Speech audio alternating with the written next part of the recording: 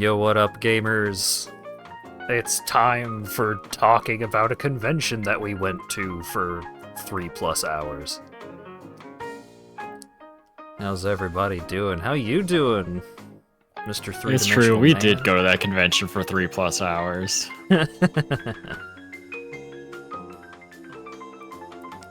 It feels like we were there for a month. And also, like, we were there for a day and a half. Some of our friends were there for a month. They got trapped. Yeah. God, Tox only got home, like, yesterday or something, right? Yeah, something like that. Happy Boston. Yeah. I have some evidence of the weather that we had started to experience towards the end of our stint in We got good so old much Boston. weather. It was a hell of a thing. Feel like you were lucky to get out on schedule. Yeah, we were exceptionally lucky that we were only delayed by like an hour.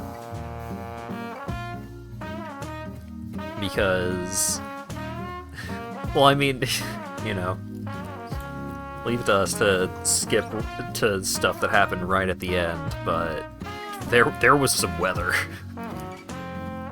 Yeah, Ashok also had trouble. Oh boy. A bunch of our friends had issues escaping Boston. It's a hard place to escape. They want to keep you there. The weather really wants to keep you there. It was a hell of a thing. Refreshingly cold, yeah. Today it was like in the 50s. It was so nice out. It's basically summer already. It's been cold. It's been in the negatives over there. Yikes. Damn.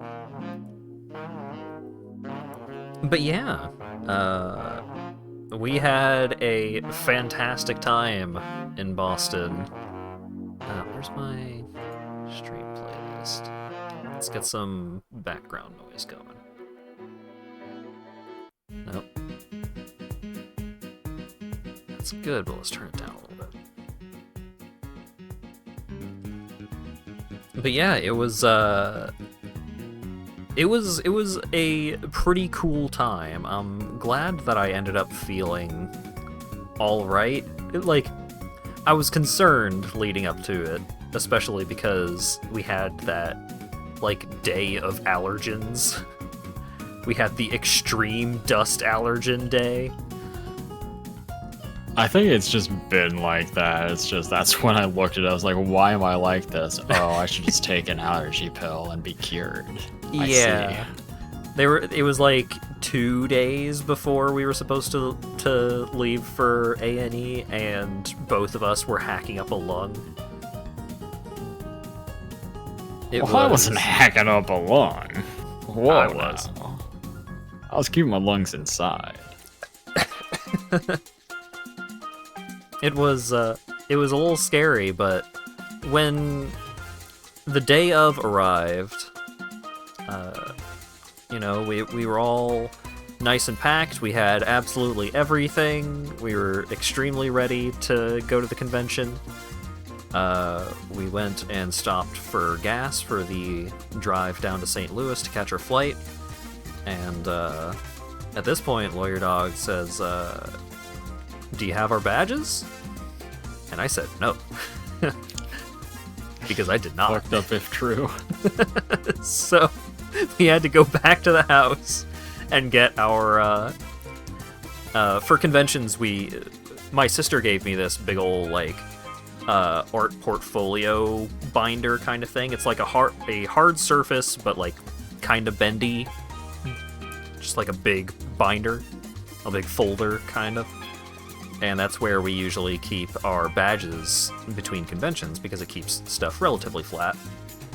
And I had forgotten to pack that, so we had to go back, grab that. It's also very helpful for transporting like prints and stuff, which we try not to get too many prints because we are running out of space, surface area to put prints on.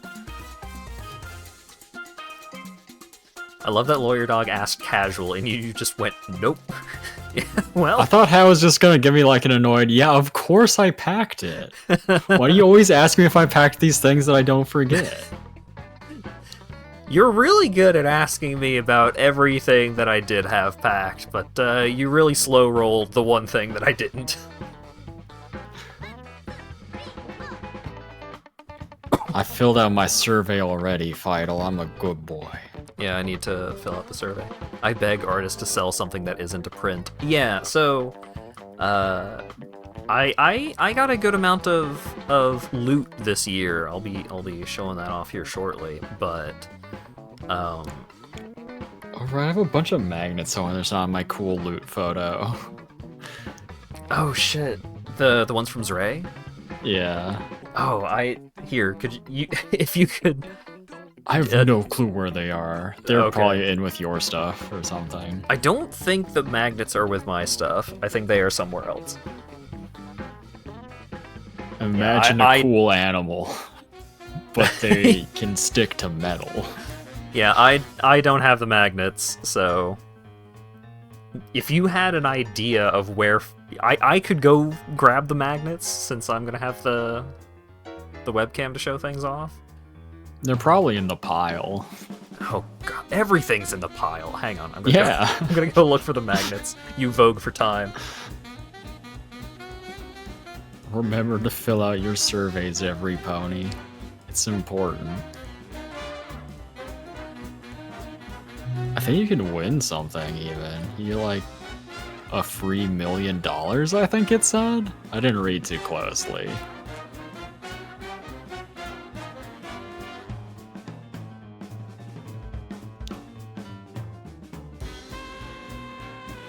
We buy stuff from Zray like multiple times every time they're at a convention we're at. Because we like each get things from Zray and we get things multiple times. Because they have like the ornaments, and we gotta get the ornaments. Our tree is so barren without ornaments. Yo, what up, Tox? How does it feel to be outside of Boston for once in your life?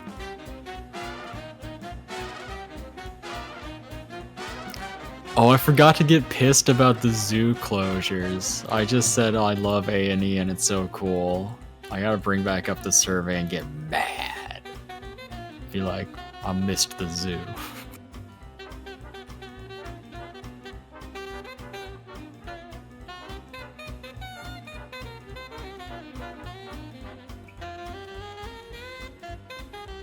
Oh, secret jackpot.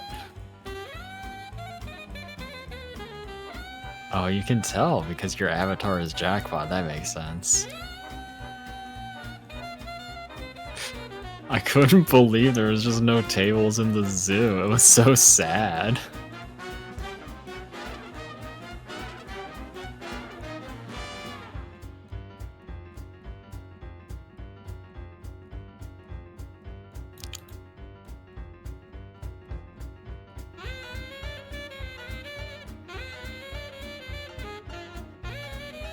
That really threw us for a loop on that final day.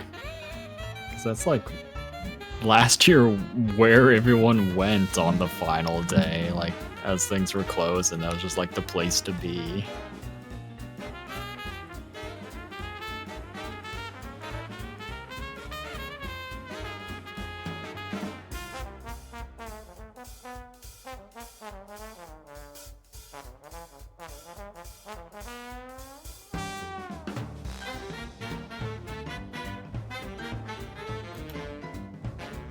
Hell yeah, I love mitigating things.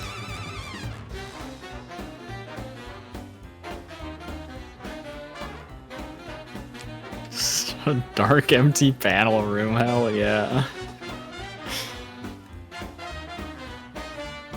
Why do the artists always end up like Melty Blood players or whatever at a fighting game tournament, just like in the bathroom playing on the jankest setup? Can't find them. I can't find the magnets. But yeah, I don't know why. Why did they take the fucking tables? Here, you artists get one surface in the dark. Enjoy.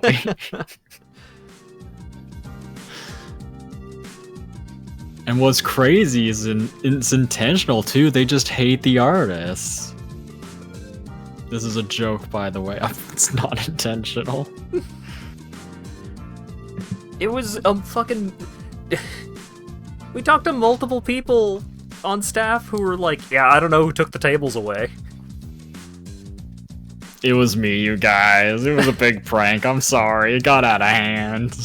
You walk by the darkened room and all our eyes shine in the shadows like a bunch of raccoons fighting over a hot dog in an alley.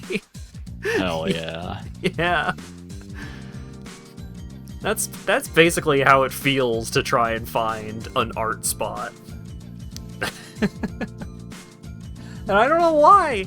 Like, out of every convention to have, just give us a big room of tables, please.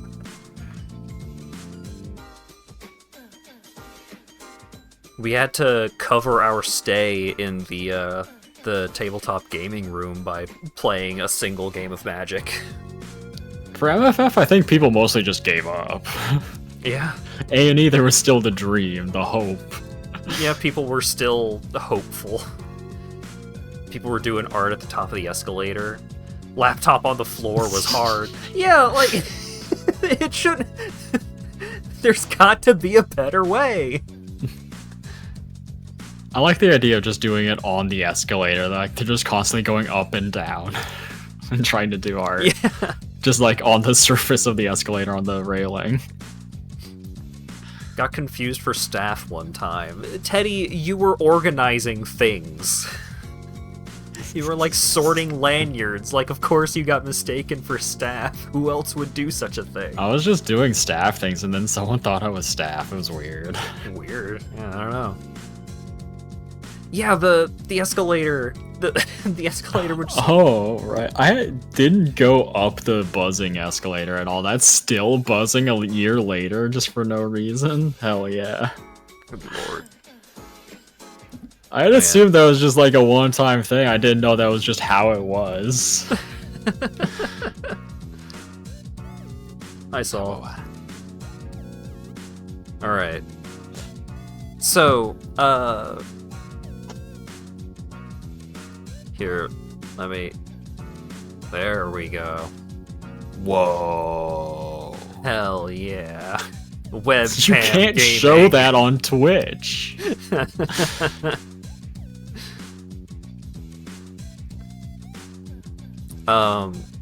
So, talking about... Yeah, it says Pen 15, obviously.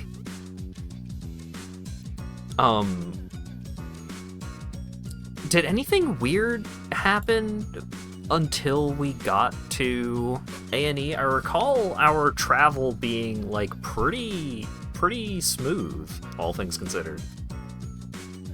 Not pretty much nothing. We just, like, drove there and got on the plane. We had some sick snacks on the plane. What the fuck was the brand on those again? Those snacks were so good. You're the one that took the pics of them, so I excised them from my mind. I was remembering them up until you said that. I was like, oh, okay, I don't need to remember anymore. And then I took it out of my brain and threw it away. Stellar Mini Pretzel Braids, Maui Monk flavor. Vegan butter braid with Maui onion style seasoning and monk fruit. Every year we go to A&E, we get a parking spot that's a little bit closer to where we should actually be parking. Oh, right. Yeah, we got a primo parking spot at Terminal 1. Like, super close to the door, like, really memorable spot. Like, absolutely just like, perfect parking spot. And then we had to go get a shuttle to Terminal 2 because our flight was not at Terminal 1. But that was basically the only issue. Otherwise, it was pretty smooth. Alright, the other snack was Remy's Grams. Wholesome, delicious. Cinnamon flavor. There are these little graham cracker cookies, and they were delicious. By the Safe and Fair Food Company. Gotta be fair. Don't want some unbalanced food. We got there, we made it over to our hotel pretty smoothly. God, what was that area called? Harborfront or something like that? What? The area of Boston we were in. No, the district of Boston. Seaport, yeah. The Seaport area was very walkable, very, very comfortable getting around. Boston, you gotta stop naming everything Seaport. There's several hotels that are named Seaport. You can't do that. Well, you have to pick a new name. I think Seaport is the better choice, because if they don't call it Seaport, they're going to call it the World Trade Center. No, that's fine. There was a bus that goes from the Boston airport over to a transit hub in downtown Boston, like a bus depot. It's got buses and stuff. And that spot is called the World Trade Center. And so either everything is called everything in that area is called Seaport except the World Trade Center.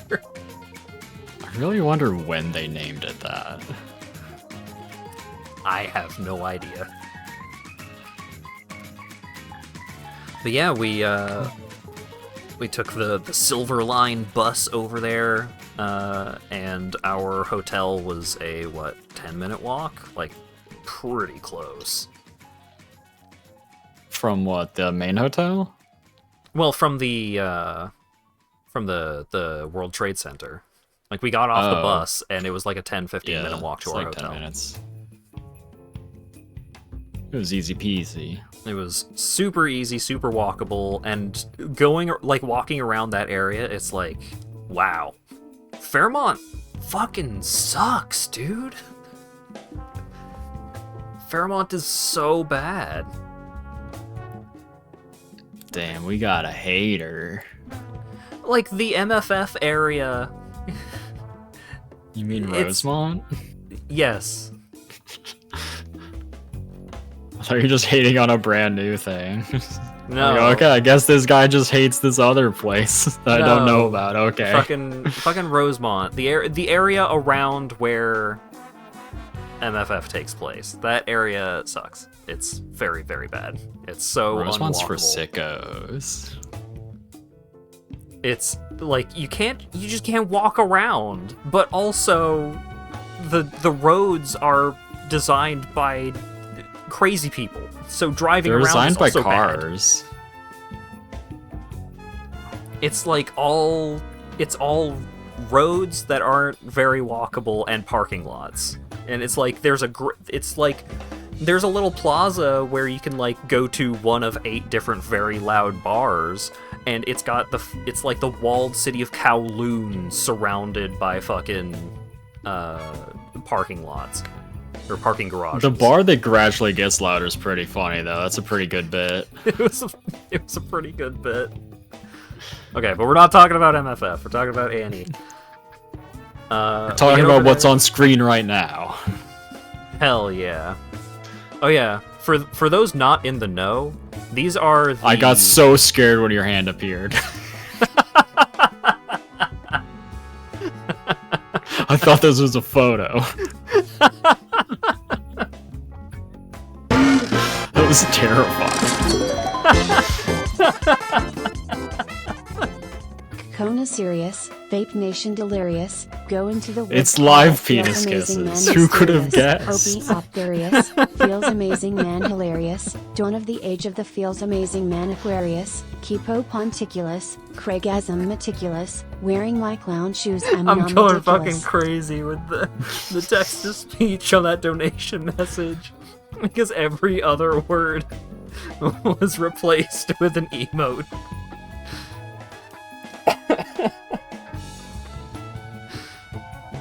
Thank you for the thank you for the donation, Dan.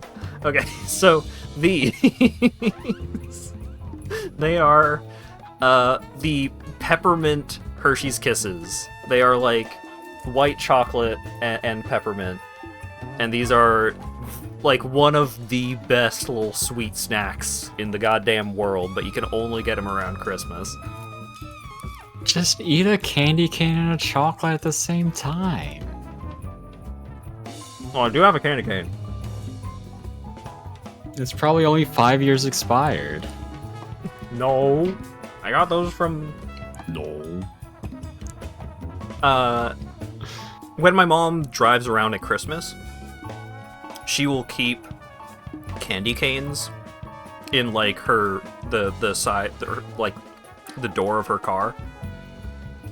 So like usually on like Christmas Eve, Christmas Day, Boxing Day, she will have candy canes, and so if she goes through like a drive-through or something, then she will give the person working the drive-through a candy cane. Is that good? Do they want that?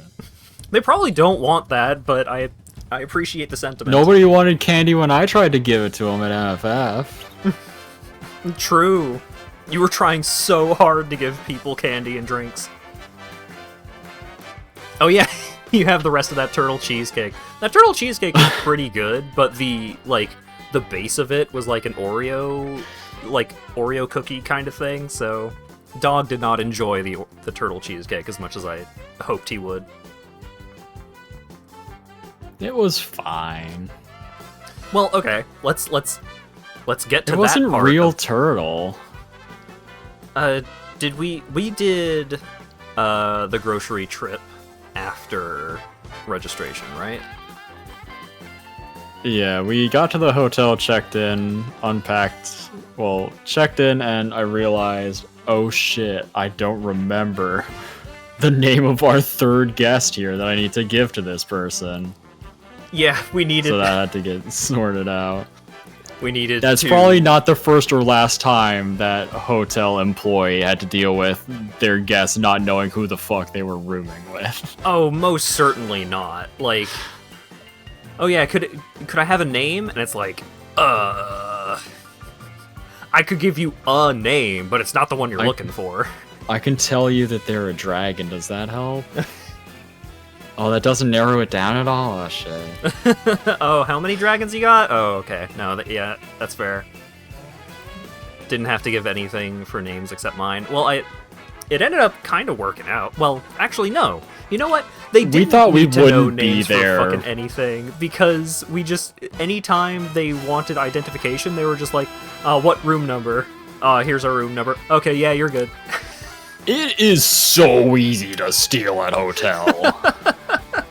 I gotta tell you guys. So at our hotel, which was the Element, which, if you're going to A&E, the Element is primo. That place was fantastic. But one thing they do is you have a $25 voucher that it is basically just a part of the cost of the room. They just charge you $25 more for the room, and then give you a $25 voucher that you have to spend.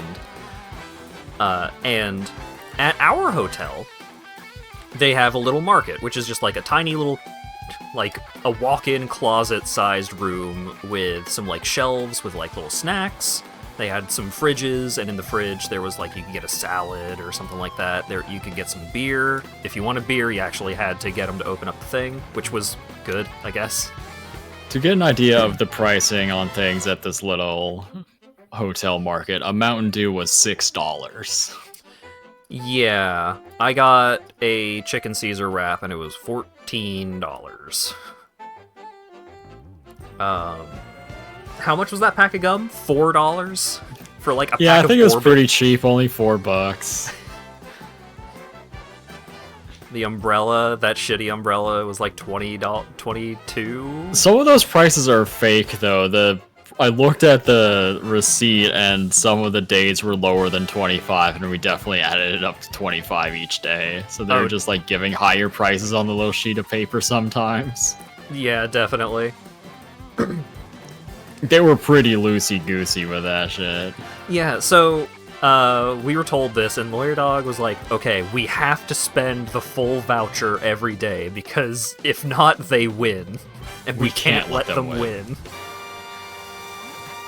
And so, the first day, we got, what was it, the chicken Caesar wrap and something else. I don't remember what the other thing was. Ice cream. Ice cream, we got a Ben & Jerry's.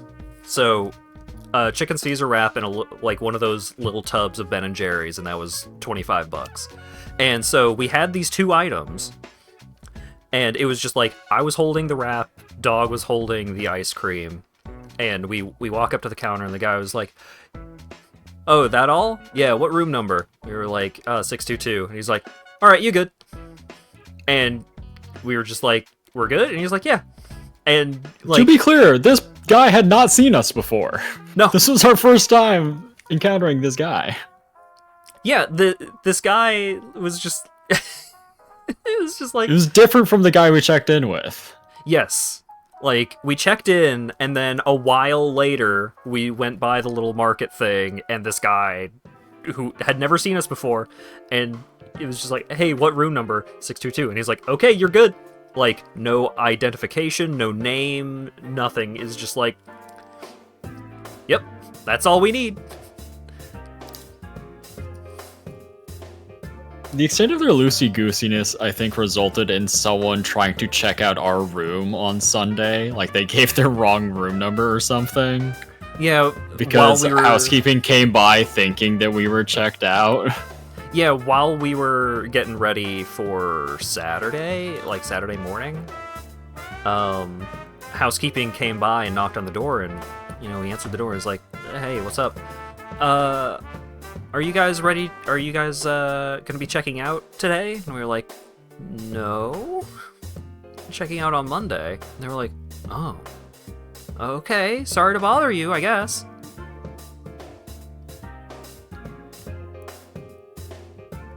When you invited us over, I expected to need to use the key card to use the elevator, but nope. Yeah, things were a little loosey-goosey, but this hotel, like, it was pretty I think cool. I've never had to, like, use a key card to use an elevator at any of these hotels. Yeah, neither have I.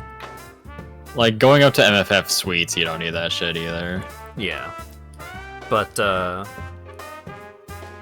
hotel, like, they had, machines where you could get like a latte or a hot chocolate or something, and just I feel like just anyone could have used those if they just walked in with purpose. I think people were in fact using those if they walked in with purpose. I think we may know some of them even. Yeah, probably. But we were like, they had these weird little, like, hydroponics thing, like hydroponic towers. They look like space stations, and it's like, you can go ask the front desk for some shears if you want to harvest some of these herbs. You want some fresh herbs? Here you go. I wonder if they would ask your room number or just say, nah, here's your shears. We don't even care if you can think up a number. Enjoy your shears, get cutting. Yeah. Apparently there was an indoor pool at the hotel, but I did not know where that was or how to get there. Indoor saltwater pool, specifically. Ooh. Because this hotel was trying to be, like, hippy-dippy. Oh shit, like, we didn't use our free museum tickets. The hotel got us over. The pool is on the mezzanine? What? Huh. Oh, worm? They also had, like, an outdoor grill. It's a nice hotel. The Element is a really nice hotel. Oh, so with the voucher, we were told, like, we could use the voucher at the market, but also we could use the voucher at the market of the hotel next door, or at... I hate hotels, man. I hate how they're all the same company. It's so dumb. What do you mean I just go to a different hotel to use your voucher? Shut up. We could use it at the market at the hotel next door, or at the bar at the hotel next door. It was a hell of a thing. Don't charge me $25 to go to a different hotel. What are you talking about? But yeah, the room was really nice. The bathroom door was a door. Like it had a handle and it locked. Like it didn't lock. Hold on. Let's not go. Don't go crazy too with far. it. The lock was broken. They would have fixed it if we cared enough. We just didn't care enough. Yeah, but it was a full-size door that actually fully closed, and it wasn't on a fucking hinge. Well, it was on a hinge. It rotated. No, it wasn't it on the... It worked like a door. The whatchamacallit. It wasn't on the... caster? It was on Grinder. Whatever. The door was a door, 10 out of 10.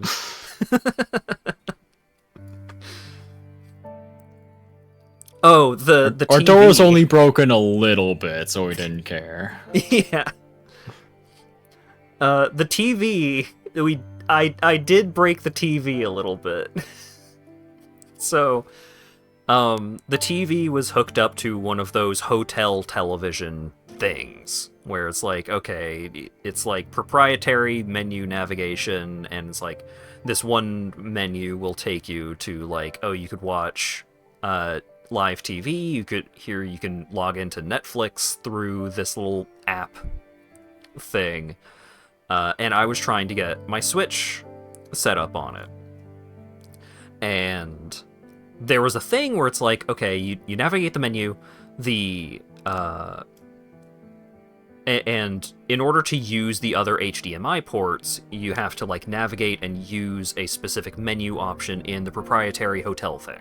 And I tried that, and it didn't work. And I tried it a lot, and it didn't work. And eventually, I learned that I was able to... Also, the TV was on a platform that rotated 360 degrees. And that became a concern later. We'll get to that. Spin to win, baby! It was fun to spin the TV around. But I was able to get behind the TV and unplug the HDMI, and then when I plugged in the Switch HDMI, like the HDMI connected to the hotel controls thing, and when I plugged in the Switch to that HDMI port, it worked. The problem being was that when I did that, it defaulted to 100 volume. And I could not turn it down because the remote control was being intercepted by the proprietary hotel menu thing. So in order to turn the TV down, I had to, like, fully unplug the hotel shit. And then when I tried to plug it back in later to see if I could just get it to go back to normal, it didn't work. But... You got the TV real loud, though.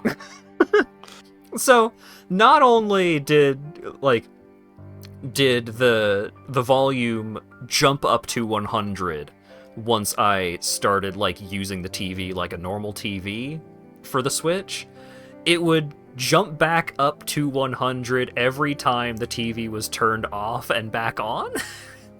I love TVs, man. They're so cool.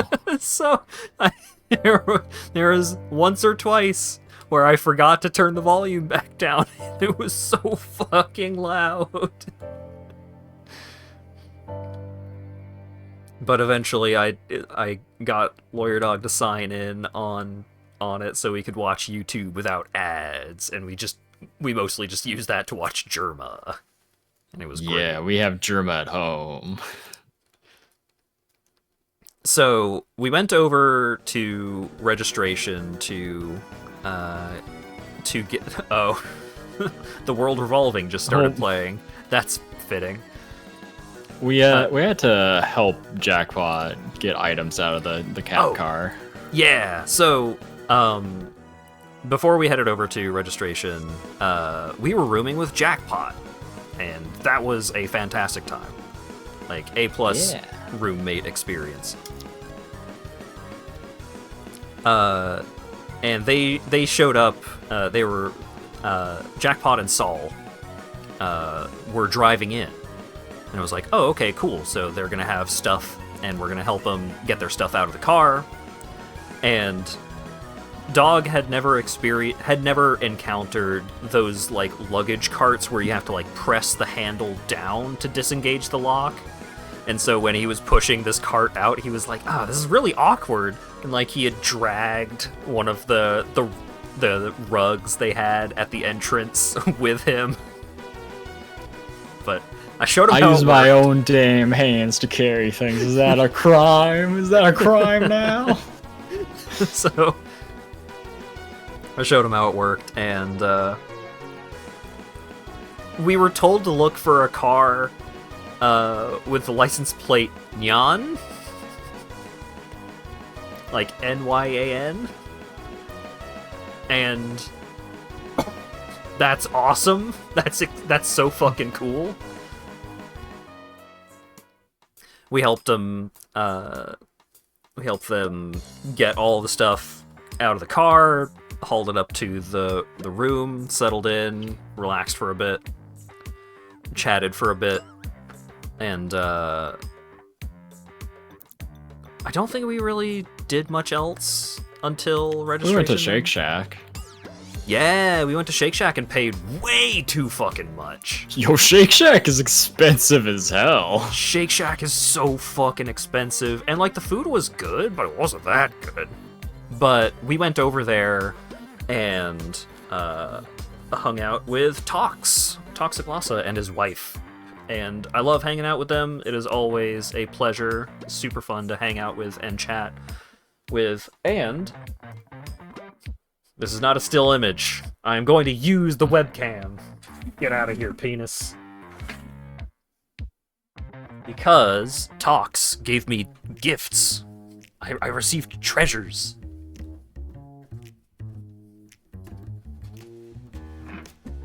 We got some pins. Some New Orleans pins. We got a po' boy sandwich pin. And what was the drink again? I don't remember what the drink was, but we got a drink pin. And they are beautiful. Oh, that's water. That's what water looks like in New Orleans, huh? Don't worry about it. A Sazerac. Hell yeah. And that's not all. Oh no, it's under a stack of several other shirts. Jackpot, you can't make the tail heavier. You'll kill someone. It's already so hefty. Haha! Cool shirt. It's got Yeah, that's true. Big tail never fail. You're right. Space bunnies all over it. You're right. It's a very nice lilac Hell color. Yeah. Hell yeah, bunnies. When your mom went to the French Quarter, got a hand grenade cocktail, and brought home the big stupid cup? Hell yeah. But yeah, this is a fantastic shirt. I love it a lot. Very nice material, too. Ash_Graytree gifted a dip. tier 1 sub to DigiDoggy. They have given 140 gift subs in the channel. Thank you for the gift sub, Ash. But yeah, very nice shirt. I was thinking of seeing if it would fit Cult, because it's got, like, bunny designs on it. But until such a time arrives, it is mine, and I shall wear it. It's true. He hasn't taken it off. He just wears it underneath everything. But yeah, it's a very nice shirt. So Oh, right, and while we were at Shake Shack, we got the root beer that doesn't taste like root beer until the aftertaste, which kind of tastes like root beer.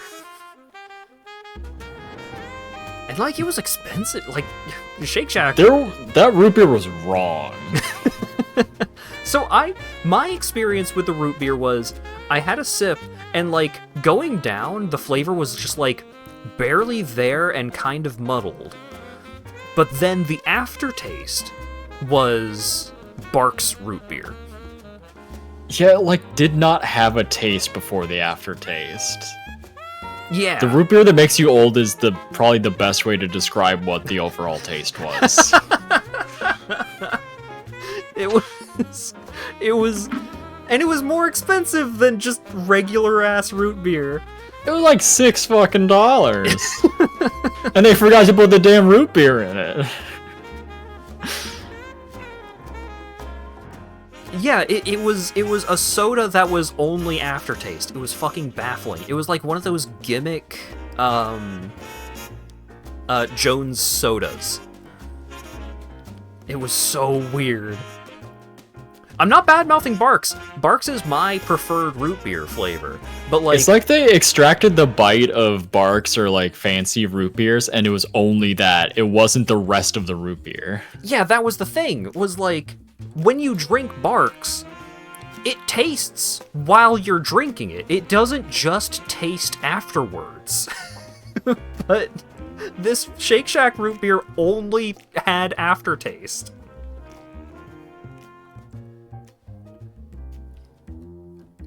It was fucking weird. It was fucked up. It was fucked up what they did.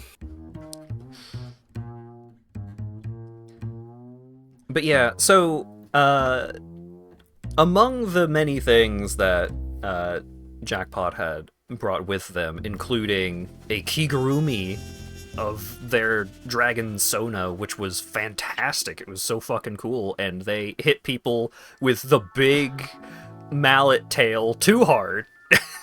But it's fine. It was great. Everyone was surprised at being hit with it, that it was so hefty. It's like, oh, that's a real mallet in there. Yeah, no, that tail had some real meat to it. It was fantastic. You got the TF2 Scout to hold the tail? Nice. Hell yeah. Good for Germa. Oh, I need to remember to talk about the Bostonian. The Bostonian encounter was amazing. But that was... Bostonian? Yeah, that was during the Rivals tournament. I was locked the fuck in because of how I wanted to win the tournament, and how I had a really good chance to win the tournament because of how good at Rivals 2 I am. Yeah. So... among the many things that Jackpot had brought was food, but Dog needs energy drinks. Dog needed energy drinks real bad. I love energy drinks. So we did the grocery store after registration, right? Yeah. Why did they have actual players at the tourney? Yeah, it was fucking crazy. It was so messed up. I went back to ranked after A&E, and it was like Hydrogen Bomb versus Coughing Baby.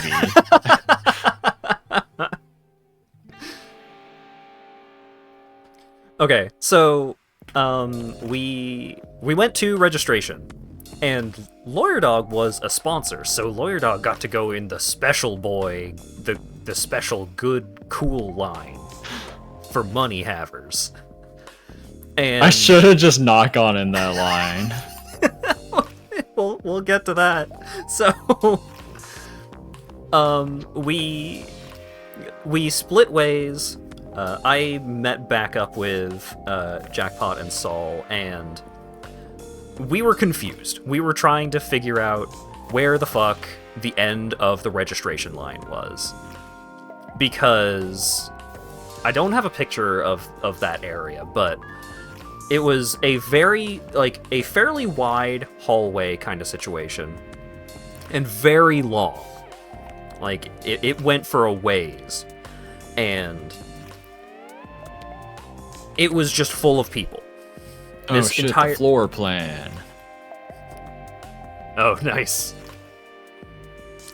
Next time, just find me. I'll get you checked in. Aw, hell yeah. But then we'd miss out on LineCon. Get that fast pass. I have to beat my record. I have to do it 3 times next year. So, we were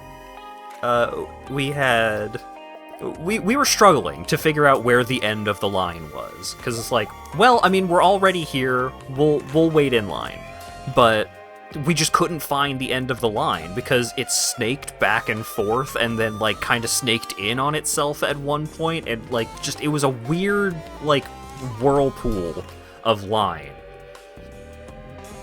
But as we were trying to figure out where in line we were supposed to be, we saw Tox. And Tox had gotten into line much earlier. And so Tox had a definitive, like, pretty far along spot in the line. And so we were, like, me, Jackpot, and Saul started talking to Tox.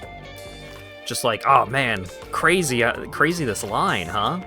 And, you know, we were just chatting, making small talk and all that. And then, at one point, the line moved, and we just moved with Tox. And I was like, oh shit. This is how society collapses. Oh shit. I am becoming complicit in crime.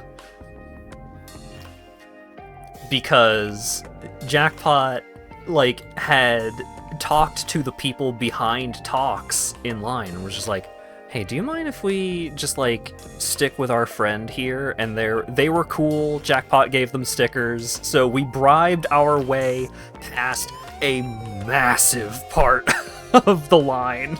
We skipped so many people. So fucked up. I can't believe you do that. Yeah. So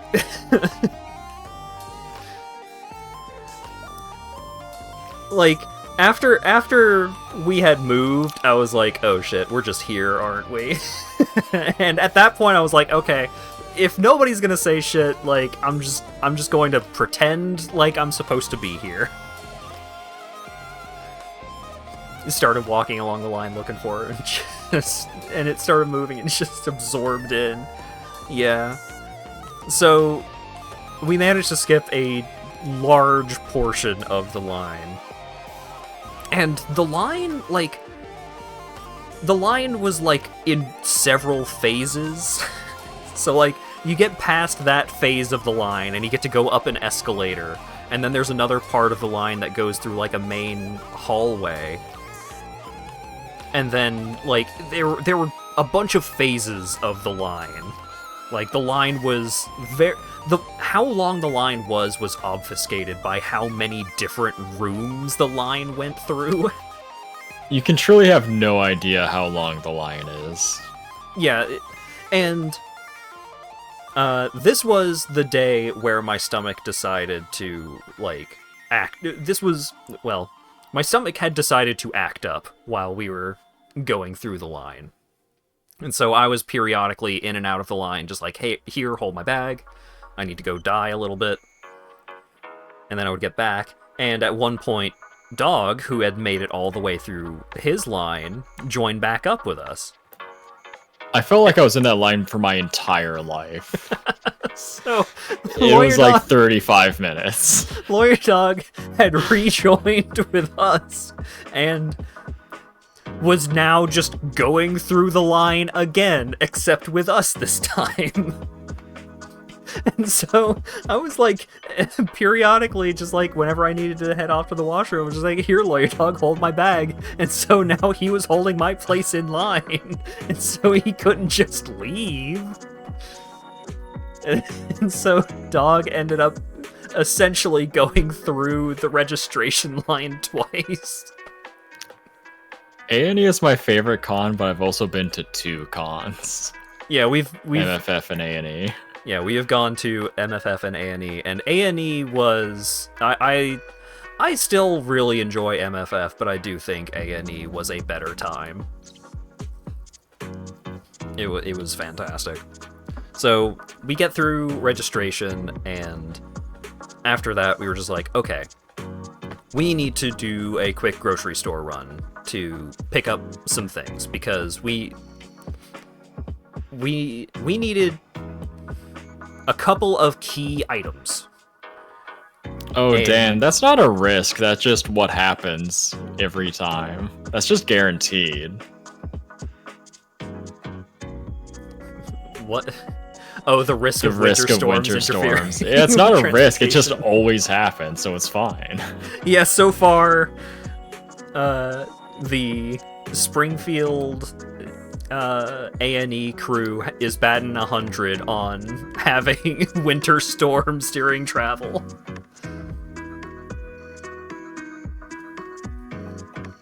Lack of them is the real risk, yeah. We So, got rained on. It was messed up. yeah, we did get rained on. We got all kinds of stormed on. But yeah, we walked down to like a local neighborhood grocery store kind of place. Good old And- foodies.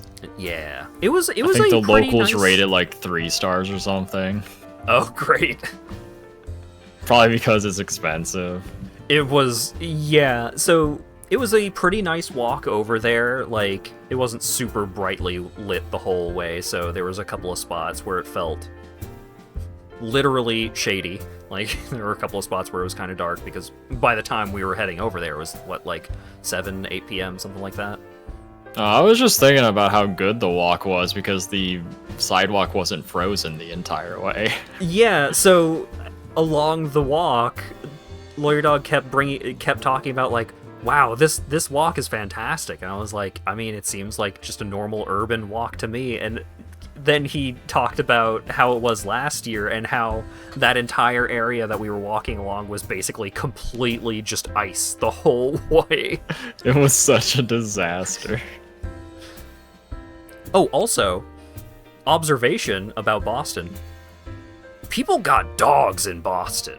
We saw There's so many dogs in Boston. What's up, y'all? Why you got so many dogs in Boston? There were so many fucking dogs in Boston. Like, we did not walk outside without seeing someone walking a dog, I think.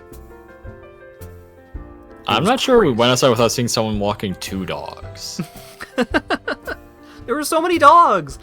And they had, like, a staff dog, that red-furred husky that was trying to bite Oh, we're little talking dog. about toes, Saul. We talking about them dogs. They walking their dogs. That was Bruce. Bruce seemed friendly, but perhaps a bit overstimulated. So, we go over to the grocery store, and LawyerDog, it was like, I'm sure they have energy drinks here. Like, I was sure to check to make sure they had Monster. And we go through, like, we get a little, we got a turtle cheesecake, because I was like, oh, turtle cheesecake is great, and it's kind of hard to find. We got some I thought it'd cookies. just be funny to get a cake of any kind and bring it back, so we could say we had a cake. And we did have a cake. We tried to give people cheesecake at the party, but people wouldn't take cheesecake at the party. It was really sad. Probably because they had eaten a lot of pizza, but we'll get to that. People will never take the random food we offer them. So, Unless we trick them into it. Like with Jackpot and leaving all of the stuff in the fridge. hell yeah. We just need a friend who drove there. That's the secret.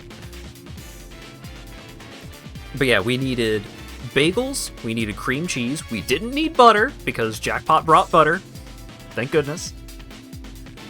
And we needed That Monster Kerry Energy. Gold. And we needed a couple of things. And We also needed a couple more things that we just didn't remember. It yeah, ended up fine. it was Had fine. only bled a little bit, I think. We do a little grocery shopping trip, but we can't find the energy drinks. And eventually, I'm like, well, if we can't find like packs of energy drinks, they probably just have Monster in a fridge at the front. And sure enough, they did. And we go over there, and we start, like, just shoveling cans of Monster out of this fridge, because they were all individual cans of Monster Energy. And the person who was, like, there to work the self-checkouts was looking at us funny. It was just like, what the fuck is these white boys doing? And as we started... It was Thursday night. It's Monster Night. Let us have some fun. It was... God, what was it? $27 of Monster Night? Because... That shit ain't nothing to me. Each of the cans of Monster, it was like $3 each for the cans of Monster. Yeah. That's half the price of Mountain Dew. It was pricey. But, we got it all. We got back to the hotel room, and, then we, hung out with, Jackpot, and we just chatted with Jackpot until, like, 3 a.m. or something like that. It was only a bit after 2 a.m. We weren't crazy. Yeah, because I am a person that is very capable of just carrying on a conversation.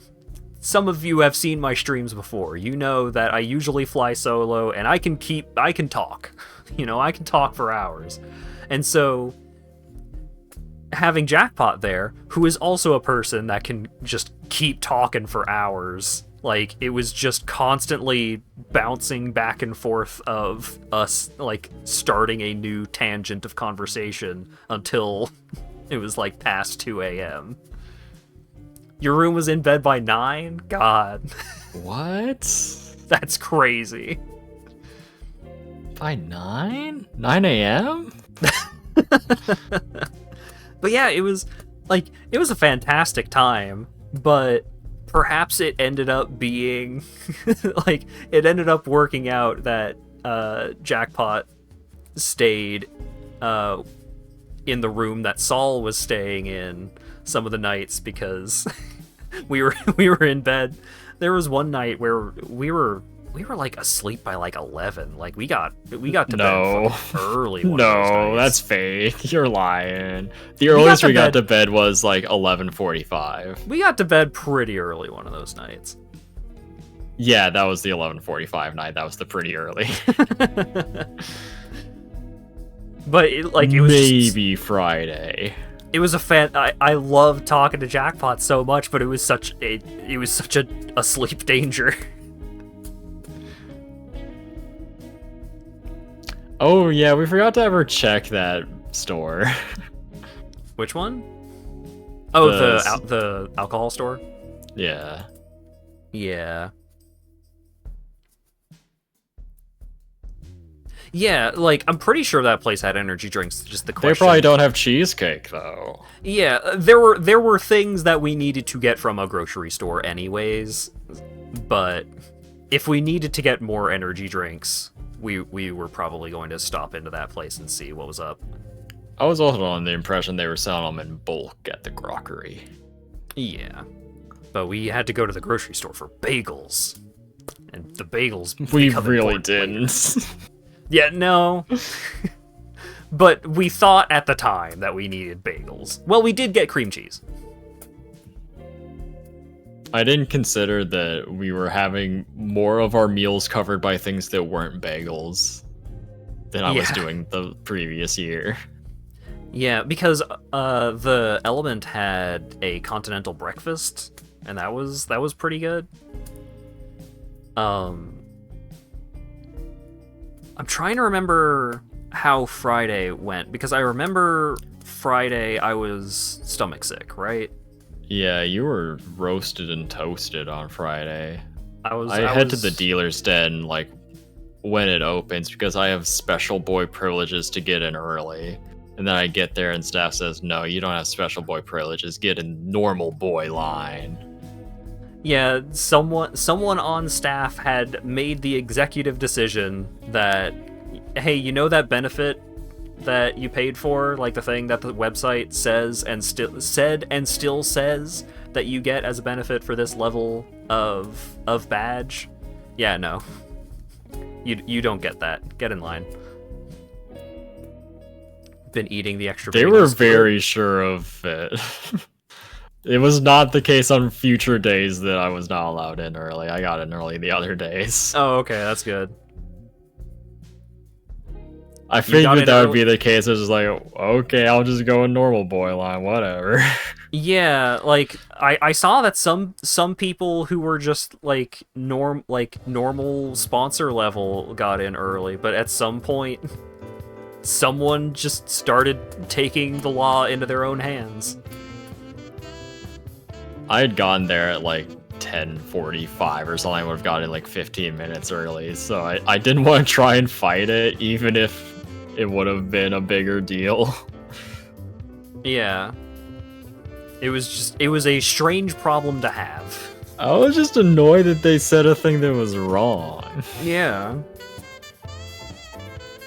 But I knew the truth deep in my heart. Yeah.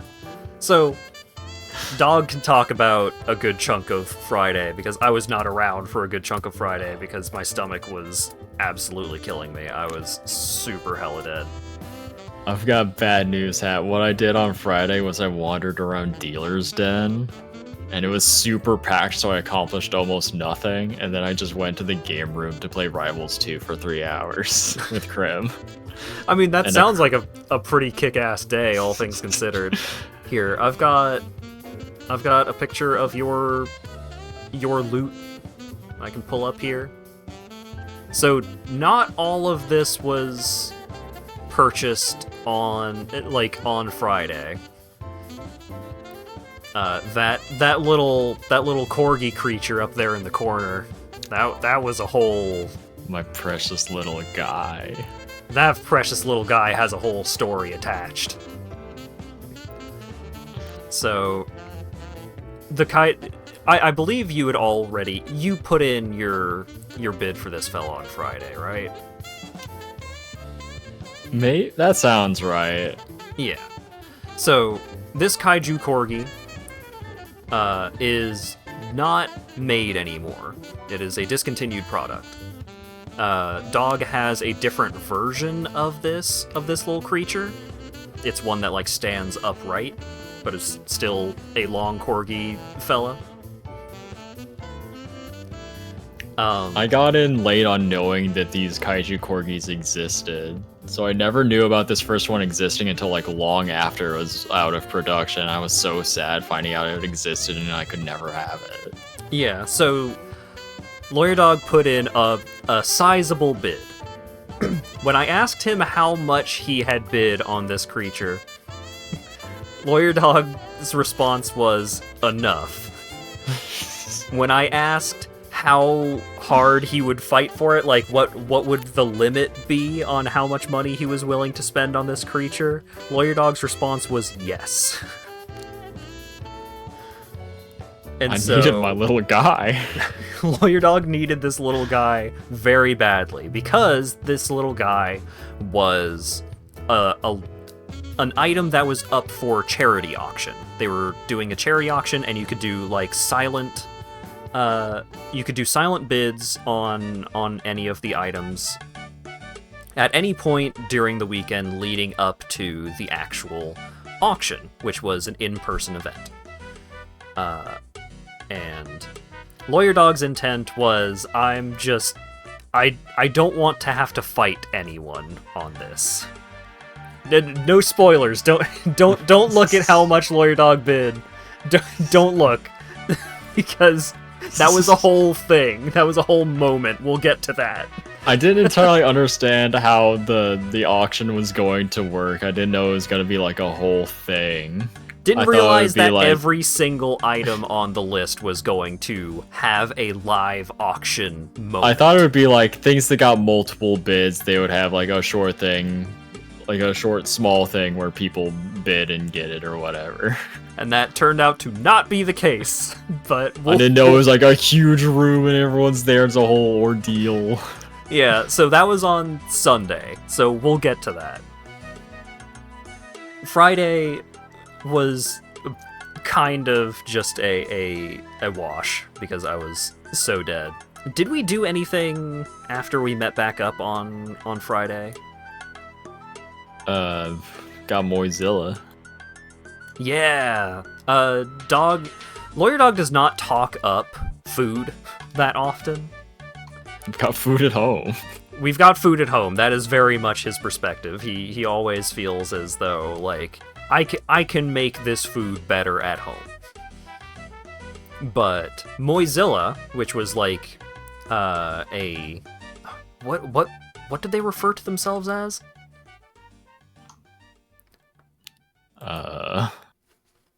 It was a food truck. There were a couple of food trucks for the convention. One of them was like a Jamaican themed food truck, and this other one, Moizilla, was something. It was like... Oh, they refer to themselves as a food truck. Great. Asian street food and dumplings. Yes, Asian street food and dumplings. And so, LawyerDog talks up this food truck. LawyerDog will actively say good things about this food. And I'm like, damn, I gotta try this place.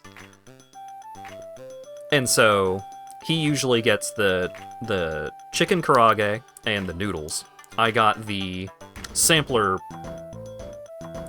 plate, which was like, it had a spring roll, it had some dumplings, which were like pork dumplings, which were pretty good, and then it had some of the chicken karaage, and I also got it with rice. The rice was pretty good, the dumplings were pretty good, the spring roll was pretty good. That chicken karaage was good. They toss it in pineapple teriyaki sauce and top it with sriracha aioli. Yeah, and it's like, damn, I get it. I understand why this is a food that LawyerDog will actively sing the praises of. It was real good. They fry up the chicken real good, and their sauce is a banger sauce. Yeah. So, for loot, we got some small prints, because you couldn't just not get prints. That's ridiculous. I'm not sure I even got any of this on Friday. I don't know what the fuck I was doing in the dealer's den on Friday. Perusing, browsing.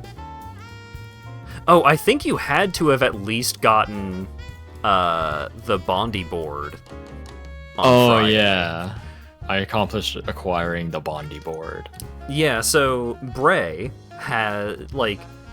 Bray was very excited to have this new product. It's a little tech deck fingerboard thing, and it's got Bondi, his like little computer / pool toy critter, like fun character design. It's like, damn, all right, you can get a little tech deck.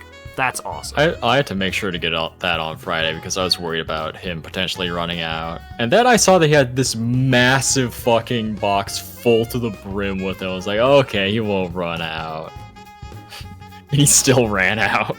He ran out before I got there on Saturday. Like midday Saturday, they were fucking gone. It was... It's not even like, oh, we got there late on Sunday, he was out. He was out by, like, part way through Saturday. Bray is, like, physically unable to not sell out at cons at this point. Like, he cannot bring more items than he can sell. Yeah. It was ludicrous. Dog got a new badge. It's so fucking good. Tansy did such a good job. Yeah, Tansy made an incredible little badge. It's the fellas. He was fucking wearing this thing. I'm so sad that he didn't have a match like on stream during the Rivals tournament, because this thing would have been this thing would have been there. I don't think it was stream. I think they were just like taking. It was a recording. Yeah. Krim was on there though, like 90% of the streamed or recorded matches. Yeah, so that tournament was a lot of fun. We'll That's a whole day later. yeah. So we got food truck. I'm trying to remember what else we did. Oh, we went to the Friday. tabletop room that day to play Commander with Elliot. Yes, and I have a picture for that. Hell yeah. So we met up with Elliot Draws and Tox, and we played some Commander and had a real good time. We had a nice little corner table, so we weren't like in a busy spot. We just had a little corner. It was comfy cozy. We chatted for a while, and we played some Magical Gathering. That was a wild match of Commander. Yeah. Oh, right. Here is a picture of our room. We did not have Germa up at the time. We were watching an LSV video. But Oh, you gotta take Mind Collapse there.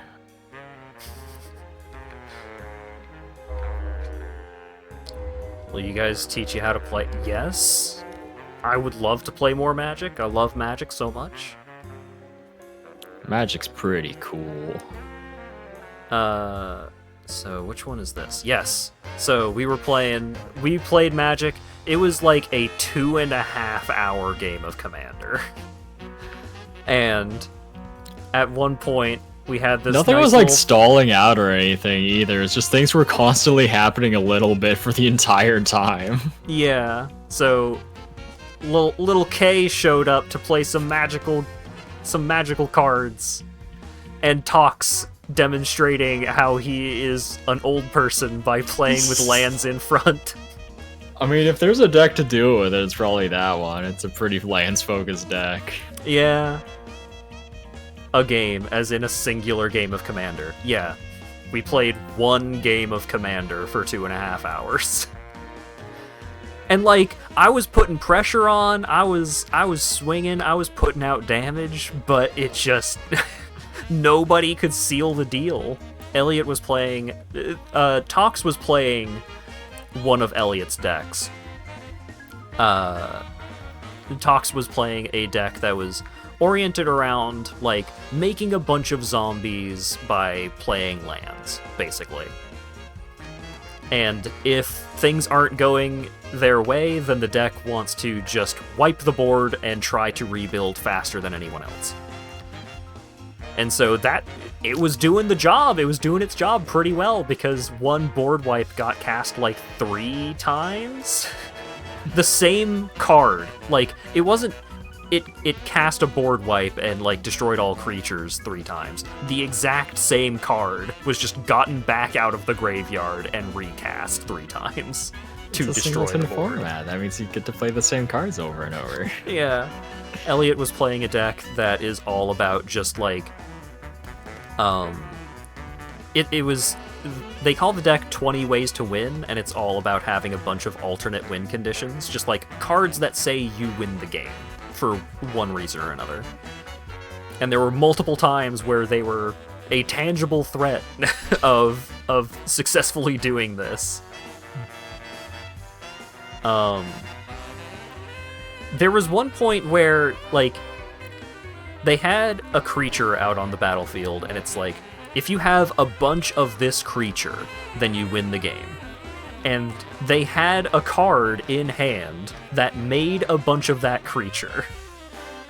And, like, we all knew that was the case. Because LawyerDog was considering, like, oh, what if I make one of those for myself? And it's like, oh, that's bad. And then LawyerDog had a potential way to steal the card out of Elliot's hand to make a bunch of copies of that creature. So it was a whole thing. Like, it was a several hour long game, and it came down to the fucking wire several times over.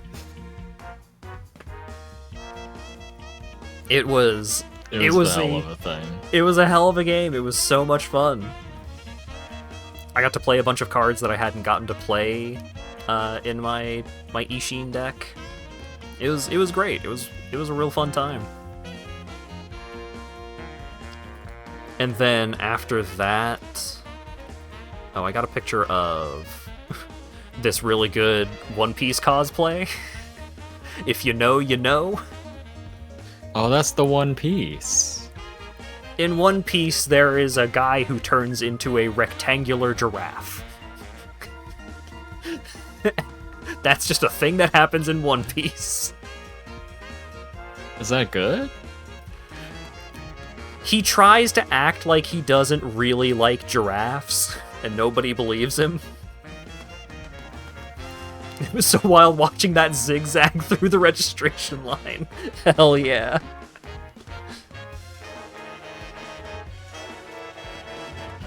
But yeah, we played some Commander. We hung out, and chatted. There was a hawk in the dealer's den.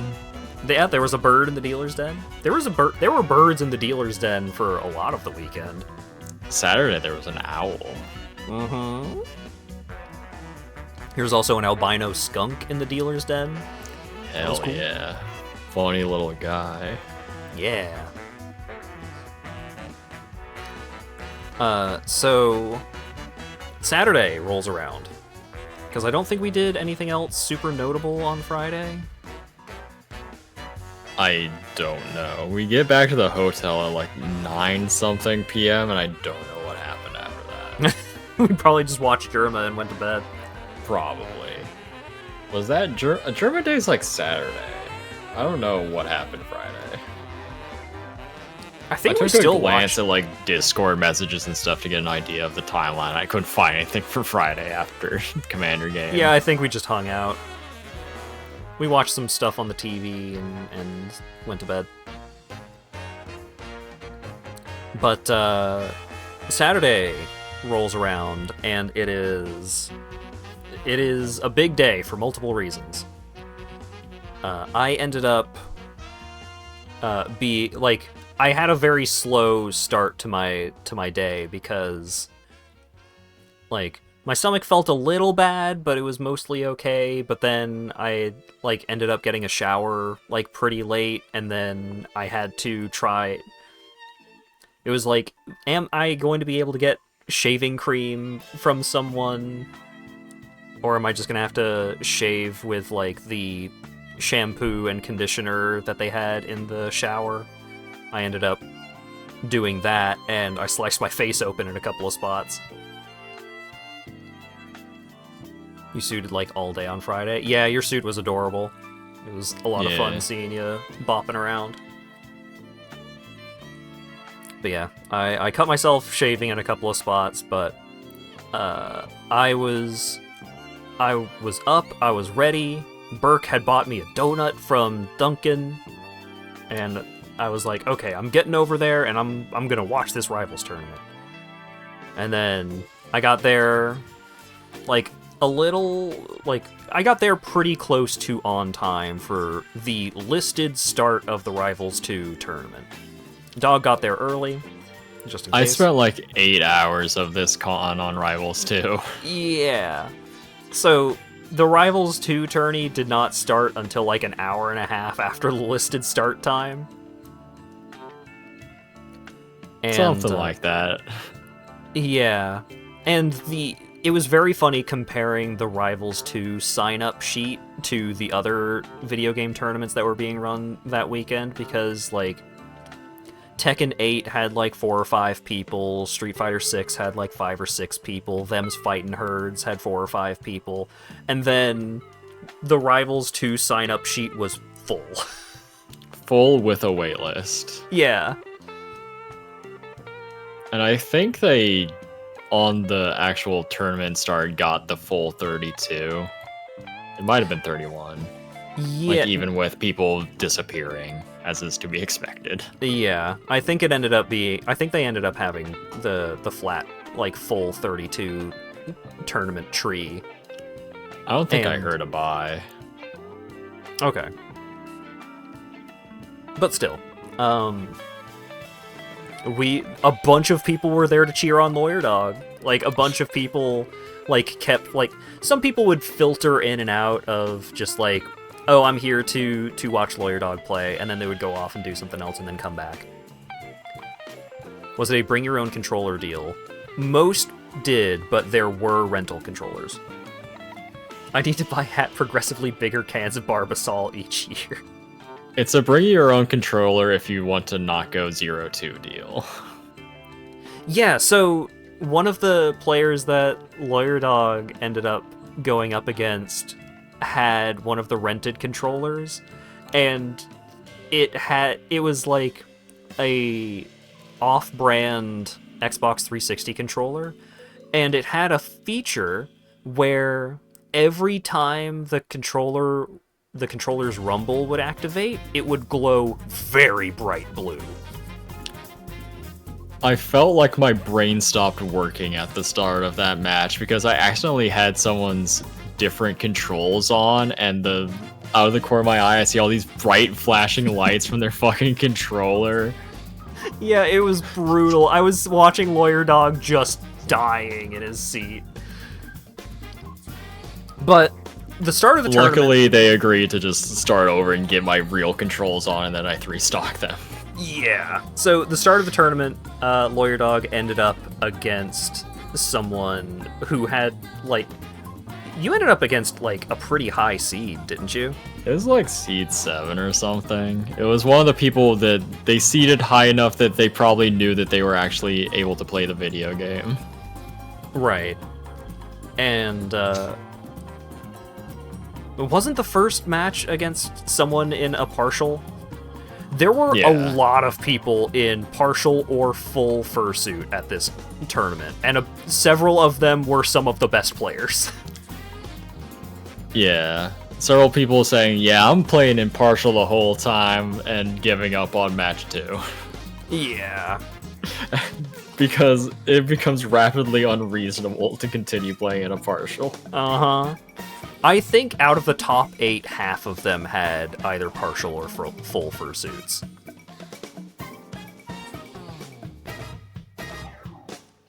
Because there was the Maypole player, there was... I think 2 of the Forsburn players were in partials. Imagine how hot it got. Yeah, it was not cold in that room, for sure. It was kind of stuffy. It wasn't too bad, but it was definitely warm enough that it's like, oh god, you're in full suit, you're going to die. It's not like playing Melee, at least. You can be a bit more sane in Rivals 2 with your inputs and not overheat your body. Mm-hmm. So, Dog ended up against a pretty good Forsburn in round 1, and was putting up a good fight, but had a rough time of it. I'm so bad versus Forsburn. I don't understand him. I need to go back to Lovers of Aether and try and date him again and figure that shit out. Hell yeah. So, Dog got knocked into losers round 1. I made the best character. I made Fleet. Yeah, Fleet has never done anything wrong. LawyerDog was really repping Fleet. I think there was like 2 other Fleets, but there were not that many There's at least one Fleets. other Fleet. I heard Fleet noises. I definitely heard Fleet noises. I know there was at least one other. Oh, I think there were 2 others. There was one, and then there was one of the other people that Teddy was watching, Boot. Boot was also playing Fleet. The Fleet mirror's miserable. So, Dog got knocked into losers, but all then Dittos and Plat Fighters suck. They're so bad, all of them. Mm-hmm. Dog was making a good run for it out of losers. He was winning. He was winning games. I was starting to cook. You were schmoovin'. You were... By starting to cook, I think 2 of the matches were, like, really fucking close. Yeah. I think it was, like, To be fair, my loss was also really close, though. Yeah, it was like round 4, like 4 rounds in or something when Crazy Controller Person showed up, and that was the easiest game that you had. Crazy Controller Person was the second person I fought. They were the first person I fought in Losers. Oh, I thought they were like 2 or 3 rounds in. No. Oh, okay. I do have a picture of one of LawyerDog's opponents here, and that's just what the tournament was like. Yeah. There was a lot of that happening. Doggy.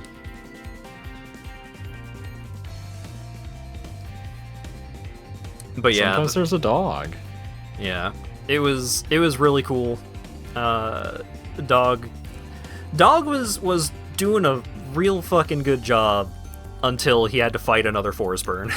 And yeah, I lost to 2 forest burns. Yeah, both games that he lost were to forest burn. But we got to watch Crim play a lot, and that was awesome.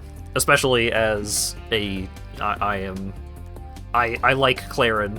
Clarin is very cool, and Crim plays Clarin, so I got to see a lot of cool Clarin gameplay. Crim was cooking. Crim was going crazy with it. I think, like, I don't remember who Crim ended up getting knocked out by, but it was putting up a good fight. They sent the Forsburn to kill me, and then I think the next match lost. Oh, right. And, like, yeah, after it was pretty up there, their placement. Yeah, like 4th or 5th or something, maybe. We were talking to Crim, and it was just like, yeah, I'm sorry, dog. You were over there fighting demons because I just barely beat that demon.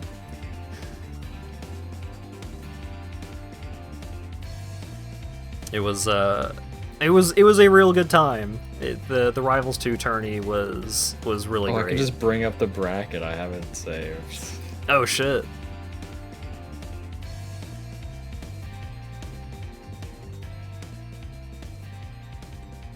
Oh, right. So during the while you pull that up, during the tournament, at one point I walked out into the hallway to eat my Dunkin' Donuts donut.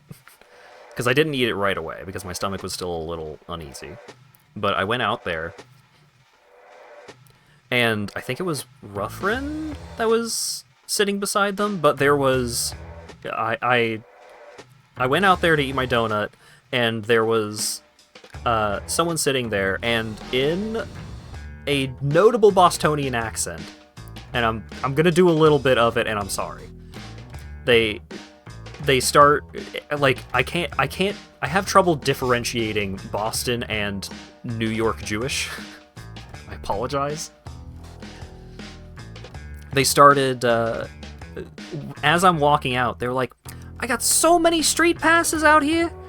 Oh, this is great. And I'm like, oh, I should have brought my 3DS. Could have gotten some street passes myself. And they were like, you should have. You should. And I was like, yeah, I need to finish the DLC case in Ace Attorney 5. And they're like, oh yeah, you should. Do you play Team Fortress 2? And I'm like, yeah, a little bit. And they're like, I've seen 3 scouts going around. I got pictures. Come here. Let me finish my donut first. Oh yeah, of course. They were very excitable, very Bostonian, and they show me the pictures of the Team Fortress 2 cosplays they had gotten, and they were like, you know, they should really do a Team Fortress 2 like meetup, like a meet and greet kind of thing. And I was like, well, you know, there's the Germa panel, and they go, I was trying to get the scouts to go to the Germa panel. I don't know if they're gonna go, but I'm definitely going. And I'm like, hell yeah, you're going. Hell yeah. Crim got 5th. I got 9th. You almost got the top 8. I mean, Sort pretty of. good placements considering how good some of those people were. There were some killers. Yeah. LawyerDog was like, it's just a bunch of random furry convention goers, I got this, not realizing that high-level Rivals 2 players are exactly the kind of people that go to tournaments at FurCons. Bronze level, wood level. Apparently pretty fucking good. Yeah, Dog was talking about, like, some of the warm-up games that he had going from Friday, and he was like, I'm like at 1100, and there were people in there doing recoveries like 1600s. And I'm like, oh no. Little did they know that nobody was making it to the Germa panel. Yeah, I recall hearing that the lineup for the Germa panel was insane.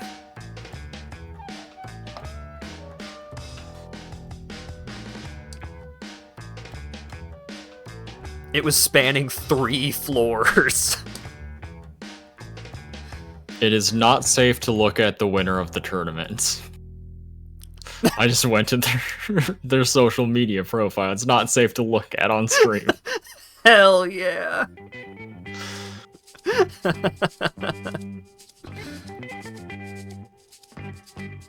Let's fucking go.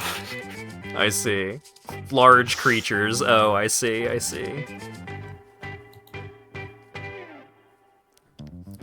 Oh no, Boot was sick. Well, good thing that the convention was mask on policy. Gotta be wearing your masks.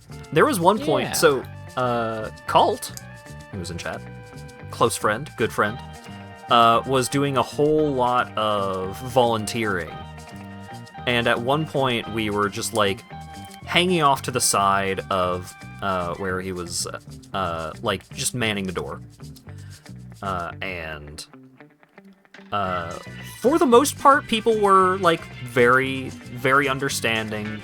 Like, hey, I'm gonna need you to pull your mask up or put a mask on, and most people were totally cool about that, including Bray, who was there to drop something off, and Cult did not immediately recognize them, and was just like, yeah, I'm gonna need to see your badge, and gonna need you to put on a mask. And Bray, totally cool about it, totally understanding. Let's see some ID, buddy.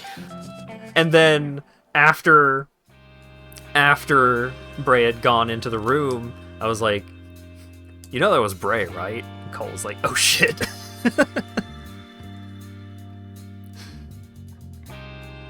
But yeah, no, would have done so anyway. Like that, very very, very professional. But there was one person who showed up, no badge, no mask, and Cult was like, hey, I'm gonna need to see a badge and gonna need you to put a mask on. And the dude was so fucking flippant, just like, I'm AV crew, and just walked right in. And so I immediately see Cult, like, whip out the phone and start messaging, like, an organizational chat. It was a hell of a thing. But I'm glad that it sounded like there was not a whole lot of that going on over the course of the weekend, but just like, wow. Brutal. They did that again later? Wow. Wow. What an asshole.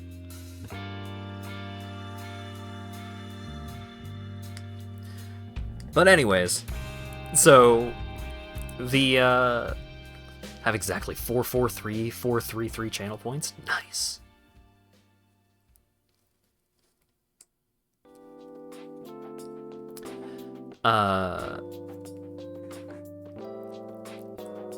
Right, so after the Rivals 2 tournament, which was a lot of fun, very cool, we hit up the dealer's den, and I bought things. Commerce. I have 0 channel points. I spent them on this highlighted message. Alright, I don't know what order I purchased these things in, so I'm just gonna start... Alphabetical. I'm just gonna start showing stuff that I know were purchases. Because I acquired other items that were not purchases. Oh wait, I have some more pictures from... Guys, don't get scared. I found this sticker. Be prepared. I found this sticker somewhere. I don't remember what... I think this was at around the time that we were talking to Cult. I think this was like a freebie table that was like across from where Cult was sitting. But I saw this incredible sticker. Hell yeah. And I saw this Lucario. And this was not... There were several Lucarios. Are you allowed to show gore on Twitch? There were several Lucarios. There was another Lucario who also had a, like, I think the best suit. I wasn't able to get a good picture of them, but they had, instead of having an aura sphere, like a glowing ball, they had a big glowing bone for, like, bone rush. But there were some really good Lucarios. Oh, there was also, I had seen them either on Friday or Saturday, but I saw an Izutsumi cosplayer, and it was a really good costume. Like, it looked great. But I was never, I had spotted them at a place where it wasn't reasonable to try and get a picture, and then I didn't see them the entire rest of the weekend, and I was bummed out. But let it be known, there was a cool Izutsumi cosplayer. Let the word get out. Okay. I got a print from artist whose name I cannot recall at the moment, but Dog will know. I always know. That's F5 Dulap. Yes. They have extremely cool art.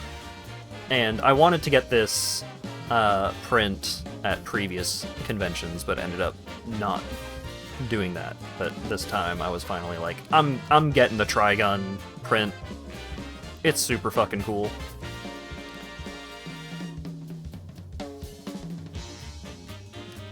I think I may have gotten this one on Sunday, but oh well. I got an air freshener. Buckle Pup air freshener. From I don't actually LawyerDog. like grape scent that much, but I did want an air fresh. I did want this thing because it wasn't just a print. Double Dog Studio. Lasts around 7 days once opened. Oh, DoubleDog.studio.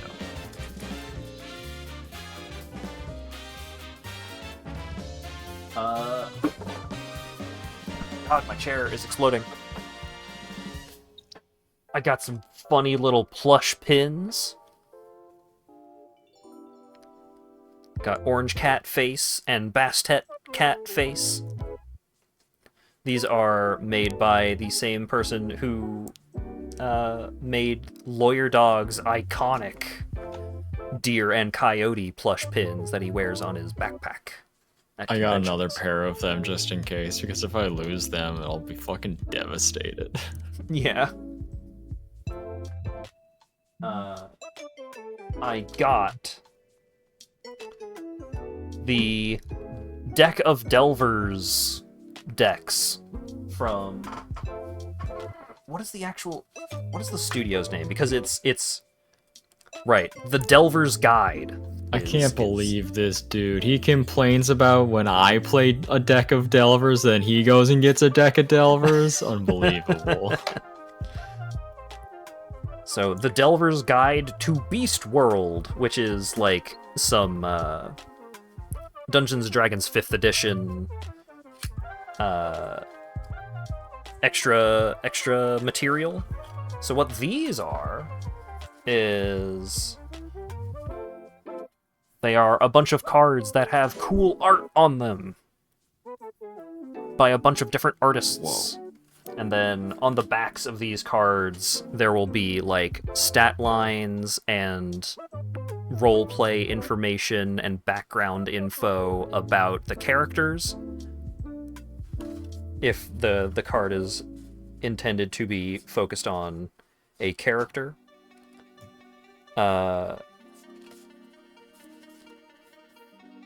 Sometime for some of the cards, it's just like, here's a bunch of background information. You don't even get the stat line because we're focused on other stuff. This card has like a bunch of different coffee brews that this character makes. Oh boy. So there's a lot of really cool stuff going on. Oh, here's the character. It's a pangolin. Well, armadillo. But... They gotta have black bags for that. Oh no.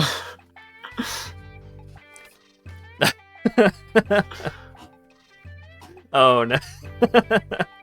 Yeah, you gotta have opaque packaging for the 18 plus section. It's just a funny shaped pillow. Don't worry about it. Don't worry about it. It's fine. But yeah, these cards are very cool, and I got 2 of them. So I think this one has more like non-character stuff, but I think both of them are fairly similar in just like having a bunch of cool characters and using these characters as a vehicle for extra Like characters information. made out of the bread?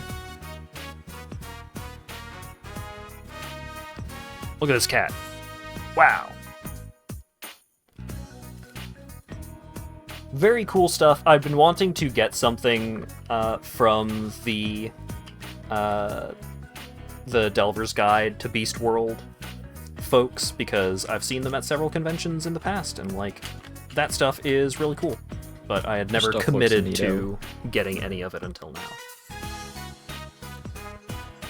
now. They also have like a book for like a whole bunch of setting information and like custom classes and races and stuff like that for use with D&D 5th edition. So very cool stuff.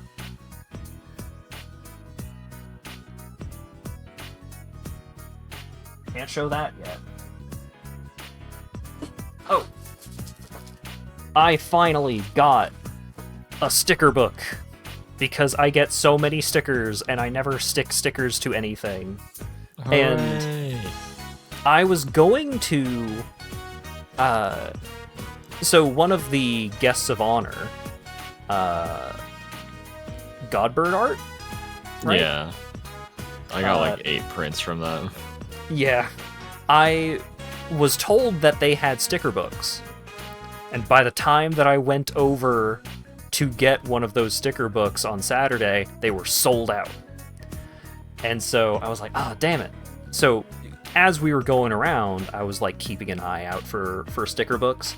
And when we went to visit the booth of a friend,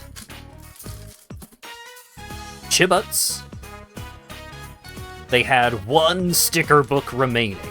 It was fate. It was meant to be. But I didn't leave the Godbird Art booth empty-handed, because I got some cool charms. And not only are they little keychain charms, but they've got tassels. Ooh. Yeah, the desire for people of sticker books is going to be really ramping up as more and more people realize what the fuck they are. This 80s tech that's been brought back. Yeah. I got a sticker book and I'm still having trouble putting stickers in it. Yeah. So there was a sticker book situation when we went to dinner on Sunday. We'll get to that. but at the time, I was laughing so hard I almost threw up. I've just But been yeah, sticker plastering books. my stickers all over my walls. Yeah, like, if we were to do a tour of the doghouse, there are stickers fucking everywhere, on everything. There are so many stickers. Dog be putting stickers on things, and I respect it. I'm in like monthly sticker clubs and I get too many stickers at every fucking convention. And sometimes they just show up in the mail. I don't know where they come from.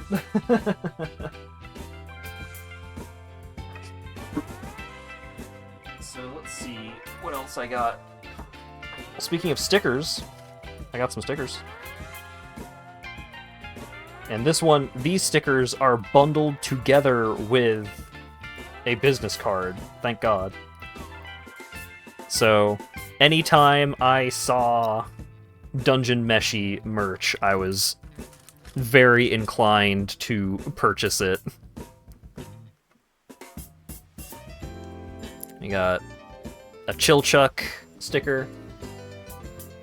We got a little Gremlin Izutsumi. I need to get a sticker book. We got Senshi, let's get this bread. Hell yeah. And More and more people I give stickers to are starting to have stickers of their own to give me, so I just have so many fucking stickers. Here is the artist's card. Chupacabra.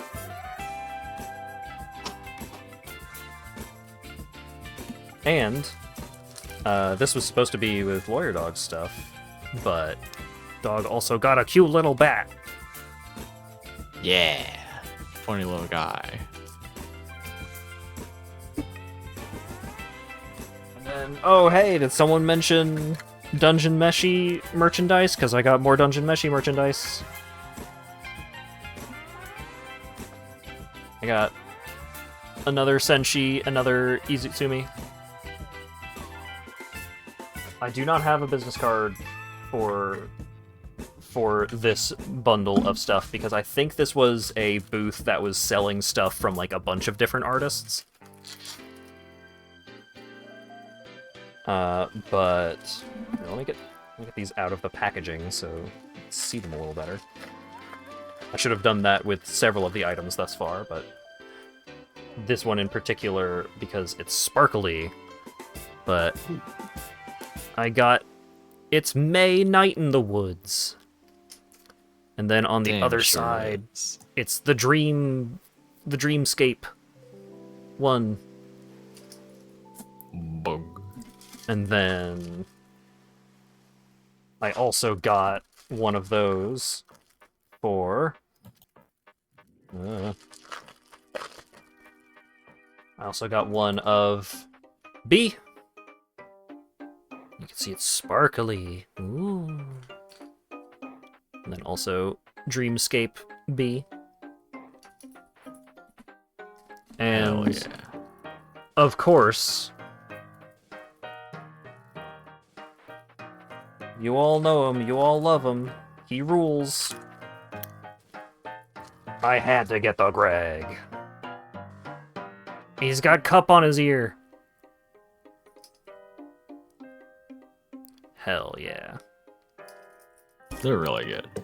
They are hella good.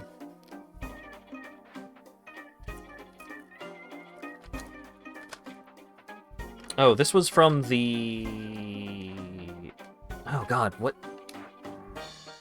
was the name of this booth? Hang on. I have the name of the booth, of the group, of the next thing that I'm going to show off, but I am trying to find it. RGB. ARGIBI _ art. They always have a big booth at these conventions, and they make a lot of really cool stuff. I got a Glaceon. Dog got Howlin Hotel. Dog also got Born to Frolic, World is a Meadow, Love 'em All, 1989, I Live for Straubs. This is one that I'm probably actually going to put on my laptop, of Dial-Up Noises 95 with the cool Your S. laptop has 95 on it. Makes sense. And also, Good Luck, which is a nice little cat sticker.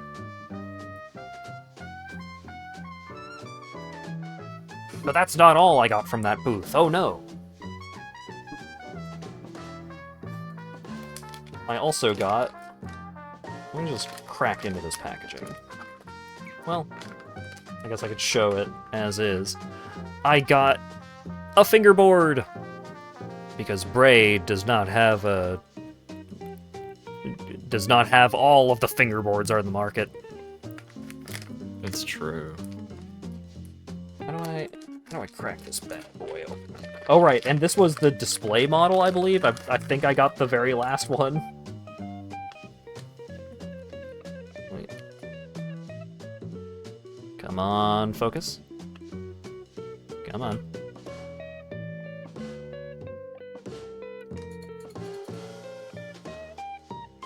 Damn it. It's the Evolutions.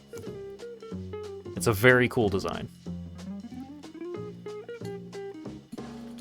Hell And it yeah. comes with a little keychain for the repair tool. But that's not all!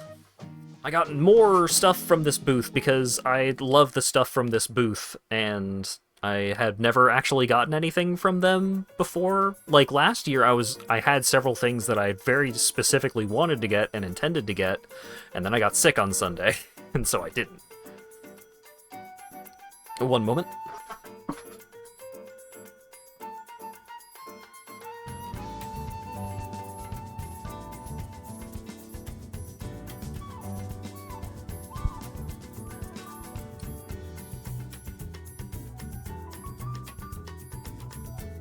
Yeehaw, fuck the law! I realized that I did not have an orange shirt yet.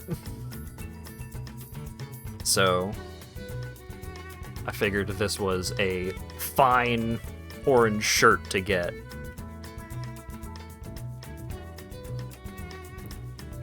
You're so tempted to buy that one. It's a good one. I hope it fits right. Who was selling that? That was RGB Art.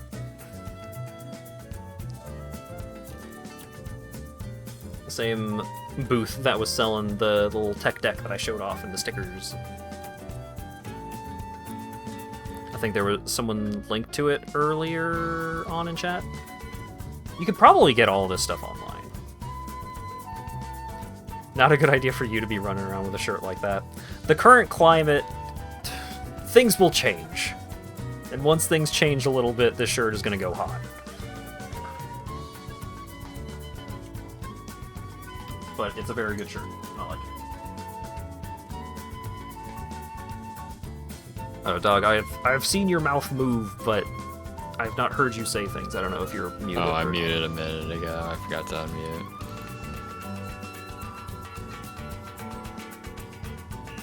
Alright, what else do we... Yeehaw, fuck the law is timeless. It's a classic.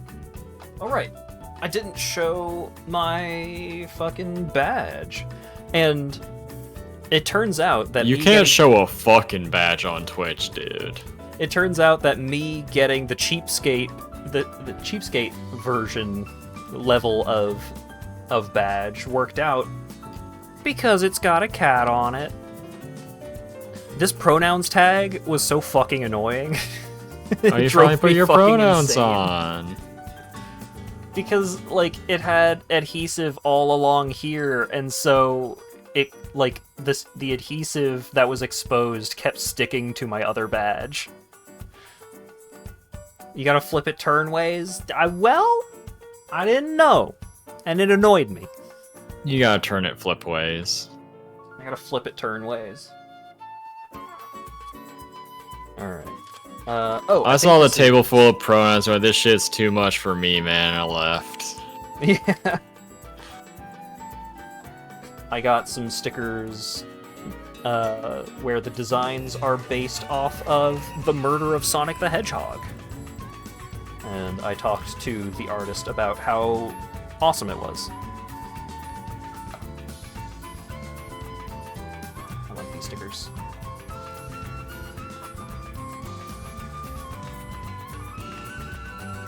Alright, how much other stuff do I have? I guess I can start showing some of the items that I acquired in the 18 plus section.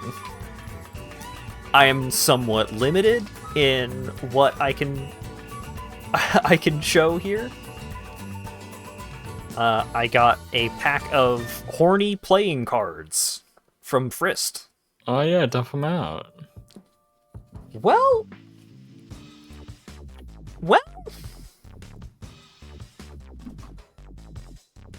Guys, be cool. No one report the stream. okay, so here's the backs of the cards, and I'm gonna look at the cards. They're censored. A lot of these are insufficiently censored for me to be comfortable showing them off. Well, can you see the hips? If you can't see the hips, it's fine. There's a lot of hips in these ones, dog. Beans. Jeez. Oh wait, Hell yeah, Tox. I think this Sally Acorn is okay. I'm gonna need everyone to be cool. If it's not okay, don't tell the cops. Remember, guys, yeehaw, fuck the law. We just saw it. Uh-huh. That's There's just a from lot the of- show. They just do that in the television show. Yeah, basically, it's fine. It's fine. The immediate next one is May from Night in the Woods, but I don't think I could get away with that one. No, that one's also from the television show. It's fine. But the conceit of this deck is that it is all like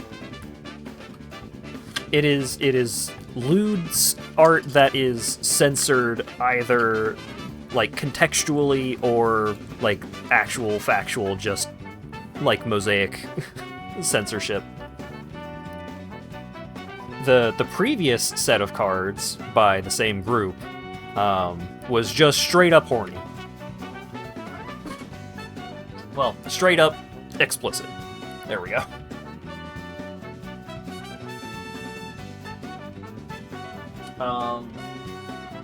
I also got more stuff from the Frist booth because Frist is cool. Friend of the stream. Frist does good stuff. Yeah. Cool fellow.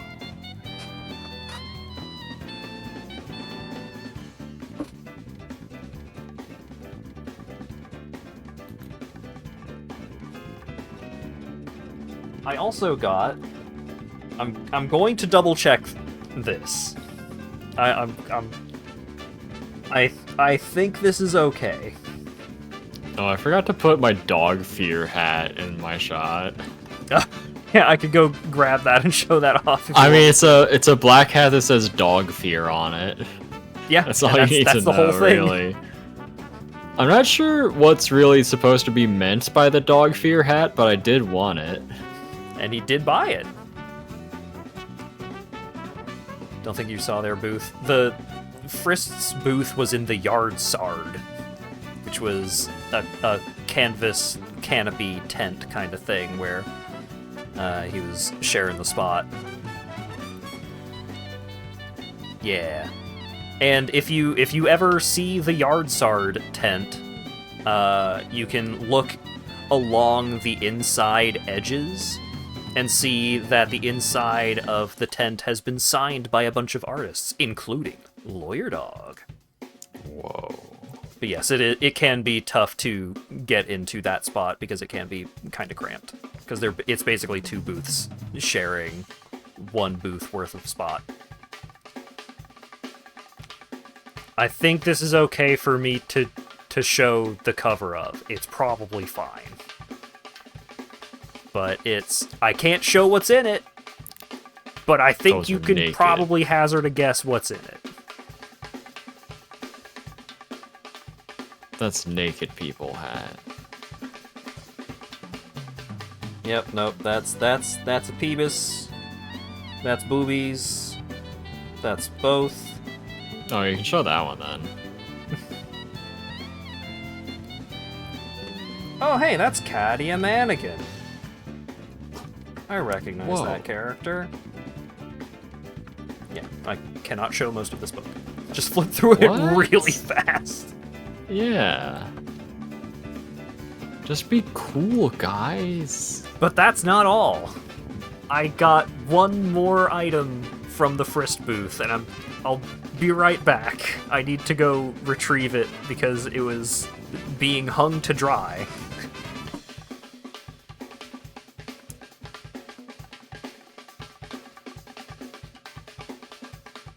This really says a lot about things, that he had to hang it out to dry.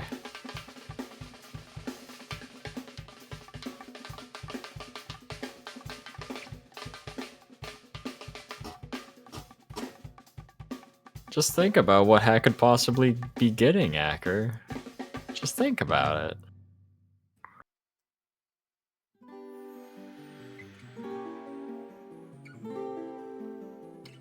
I think... That's I right, think it's this should another be Lucario. okay. I don't think this is at risk.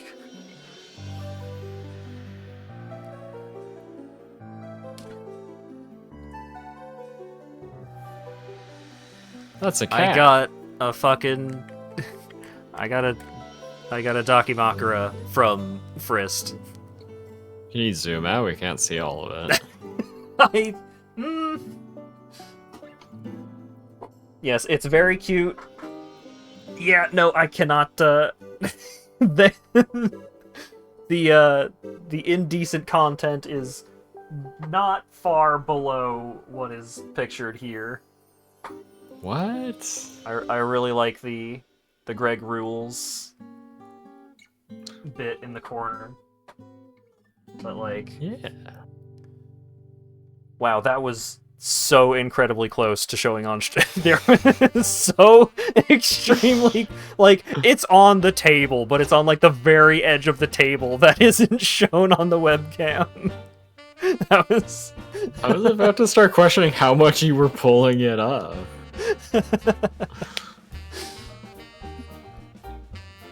Alright, let me retrieve this. I knew the other end was okay for me to fold. It's just foot. Mhm. I mean, that's not safe for some people, but it's safe enough for Twitch. Nothing's safe for some people.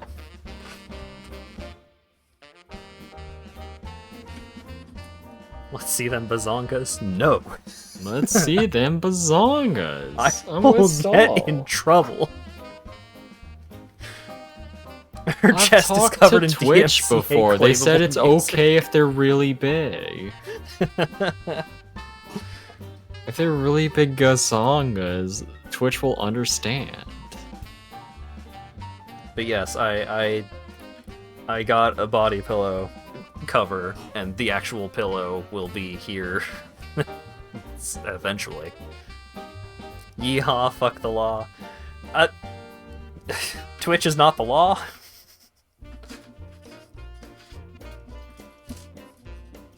It's a little different. Ban reason, gazongas weren't as big as advertised.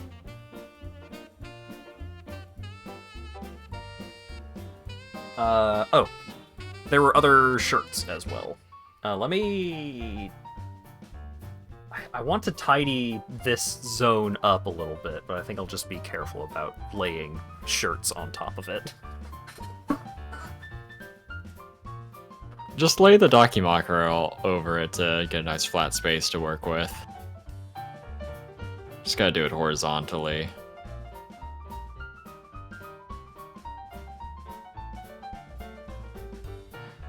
So, I think 2 of these shirts were actually acquired on Sunday, but we'll just show them off now, so that I can stop getting up. I got a shirt that I've actually been considering picking up for a while now.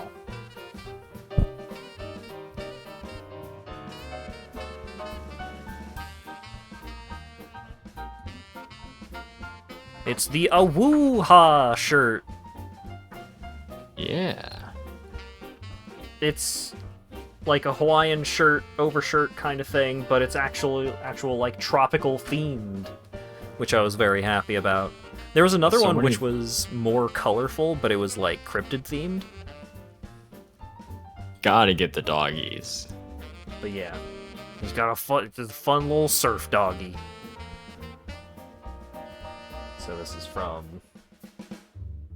Shifter Clothing. Transformative. I wonder what they're into. Shifter Clothing? I hardly know her.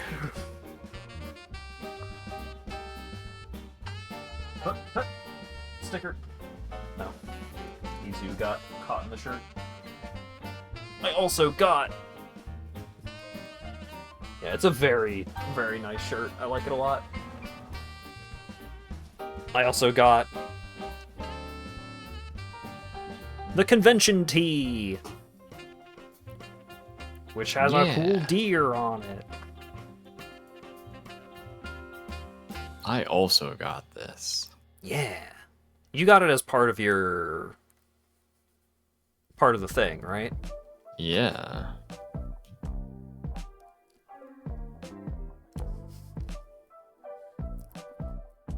Is there... Oh, damn, yeah, that's what you were afraid to show, Hat? You should have shown us the gazongas. What the hell? Bro, you can see the nipples through that shirt. That is... I can't. My eyes are free of sin.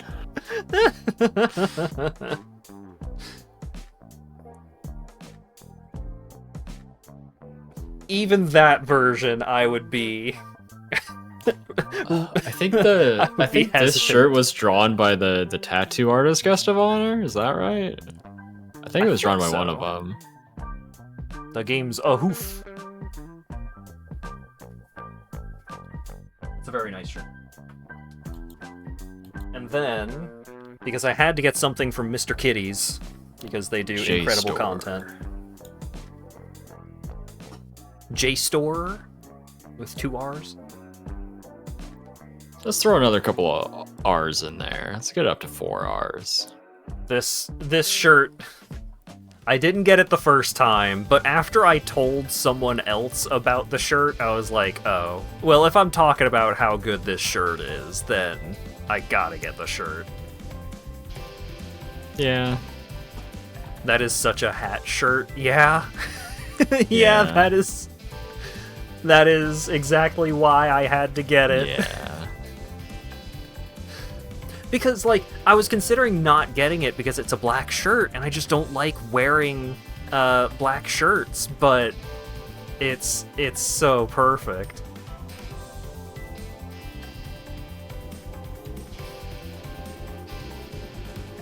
It is so...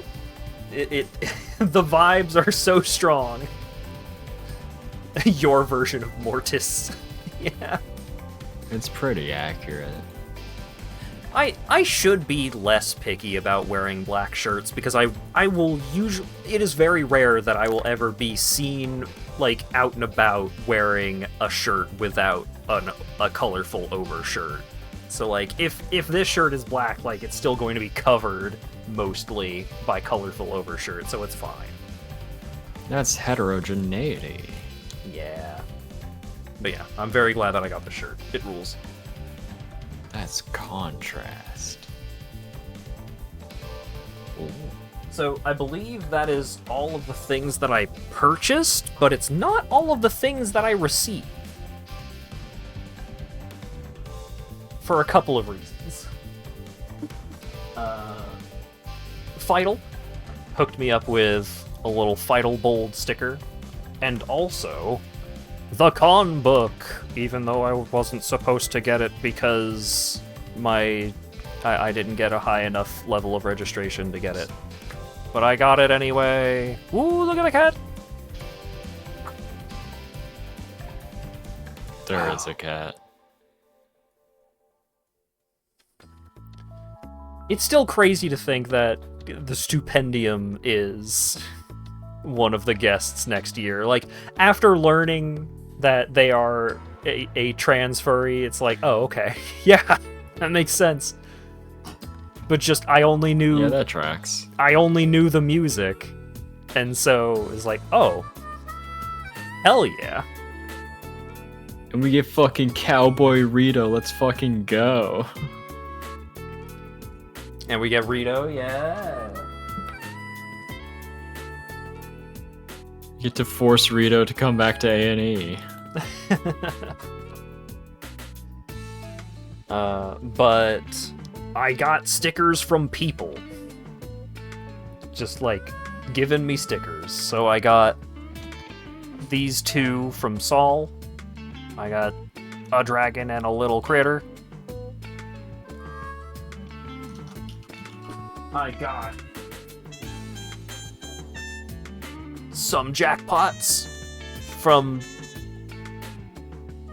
someone. I don't know who would give me the jackpot stickers, but I got some jackpot stickers. It could have been anyone. It could have been anyone.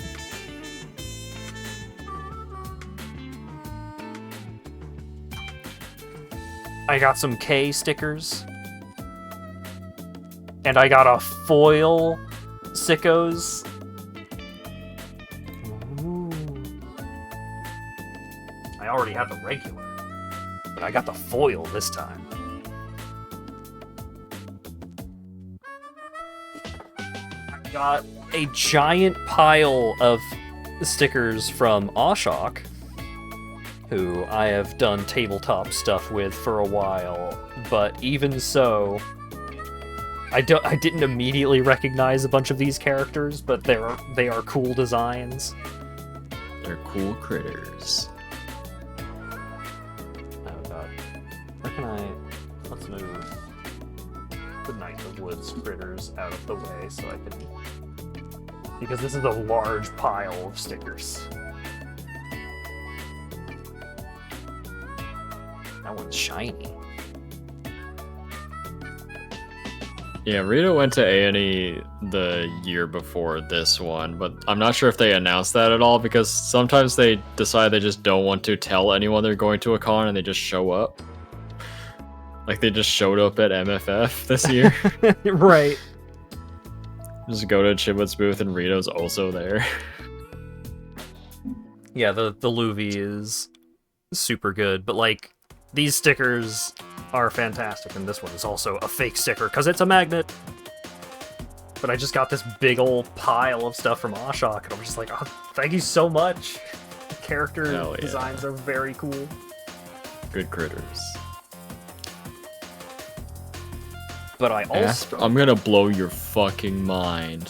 You can get sticky magnets and just slap them on a sticker, and then your sticker's a magnet. So true.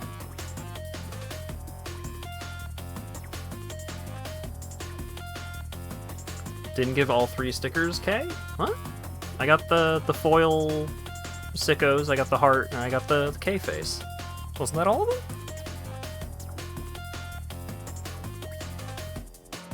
Secret extra K stickers? Bonus K? Bonus I didn't even know? Oh, no. Oh, Didn't okay. get them all.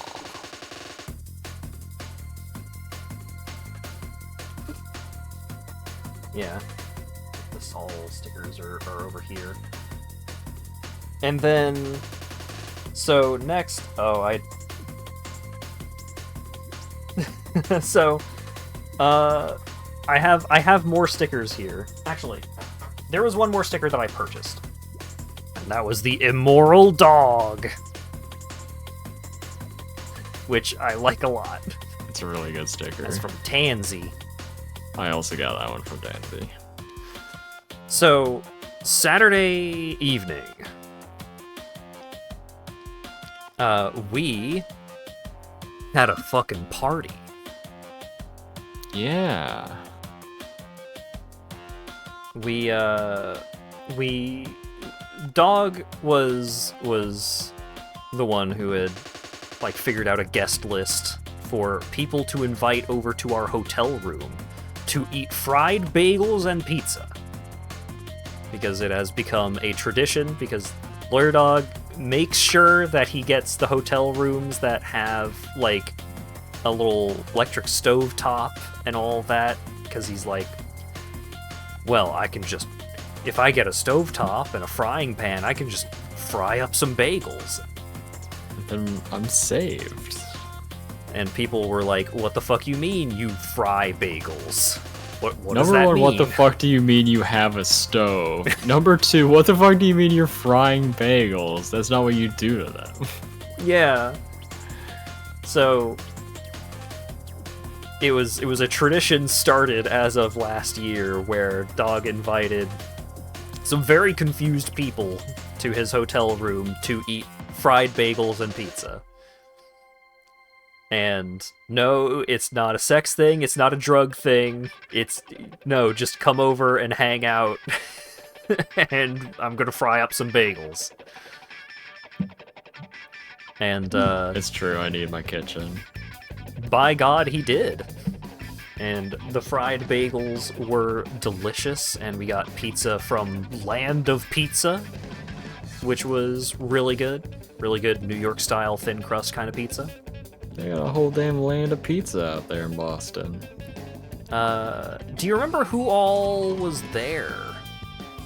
Oh fuck. There was like a +2 that I didn't know was gonna happen. I don't know if I caught their names and kept them in my brain. Yeah, so Tox and his wife were there. Tansy and Maple were there. Saul and Krim Jackpot also made were it there. That was part of the Tansy crew. Who? Krim. Krim. Yes. The captioner said cream, and I was like, huh? Cream was there. Sonic was there. Yeah. Vanilla was there. Saul and yeah. Jackpot's friend Hunter was there. I went down to acquire drinks and ran into Soul and Hunter as they were coming to the party. Yeah. So, Dog was frying up bagels, just like, you know, get a frying pan, get it nice and hot, put some butter in there, and then cook the bagels in the butter in the frying pan. You just fry them up, and they come out fucking drenched in butter. But oh, they're really, really good. You might have gotten one of the ones where I fucked up and got the knob backwards and was on really low heat instead of decent heat. Yeah, I think I did, but I also ate a lot of the pizza, and that was a terrible idea. No, that's a good idea. Yeah, I believe I had tried to get one of all of the stickers, and then I got extra shells, one for Endosh, one for Lago, because Numono, and I have given Lago the Numono stickers / Gotta magnets. have the pneumonia. Yeah. But yeah, it was like it got kind of loud in there because it was like 12 people in there. It was a bunch of people in there, but we were all just like hanging out and chatting and having pizza, having bagels. Tox brought some sweets, some little chocolate peanut butter cups, and some chocolate pretzels. The chocolate pretzels have remained unopened, but I've been eyeing them. I think I might crack those open tonight because they seem really good. Oh boy. But yeah, it was really nice. We had used our voucher to get some Mountain Dews from the market for people. But at one point, hang on, let me find the picture of the room again. Okay, so It's so fucked up that it was raining during this. Because Right. people had to walk to our hotel. right. So, like, You can see all of the bagels on top of the microwave. so after, like, as we were heading back to the room to prepare for bagels, we got outside and it was fucking pouring. Like, it was raining really hard. Or it wasn't raining, like, super hard, but, like, it was raining heavy. Like, there was... It was raining cats, but no dogs. Yeah. Like, it wasn't super windy or anything, but it was, like, the water droplets were very large. And you may have just gotten shrunk. Did you go to the shrinking panel? That might be why you thought that rain droplets were big. I had to, like, tuck my loot, like, under my coat and run back to the hotel like I was smuggling something. Literally heavy rain. Yeah. And then we got back to the room, and it was like, well, shit, are a bunch of people not gonna show up because it's raining? Because it had just, like, it had recently started raining. And we got back to the room, and, like, we were preparing, we were, you know, getting the bagels ready, ordering the pizza and all that. Jackpot got back to the room and was literally wearing a wet blanket because they were wearing their kigurumi.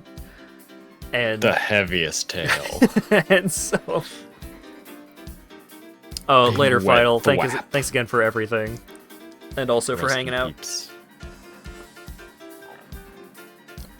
But yeah, we got back to the hotel room, and, like, we ordered the pizzas, we got everything ready, and people just took a while to show up. And so the first people to show up were like, yeah, you know, we're here super late, you know, stuff might already be finishing up, but, you know, we wanted to get here, and we were like, you were the first people to show up. And then everyone showed up within, like, 5 minutes after that. They all showed up the exact same amount of late.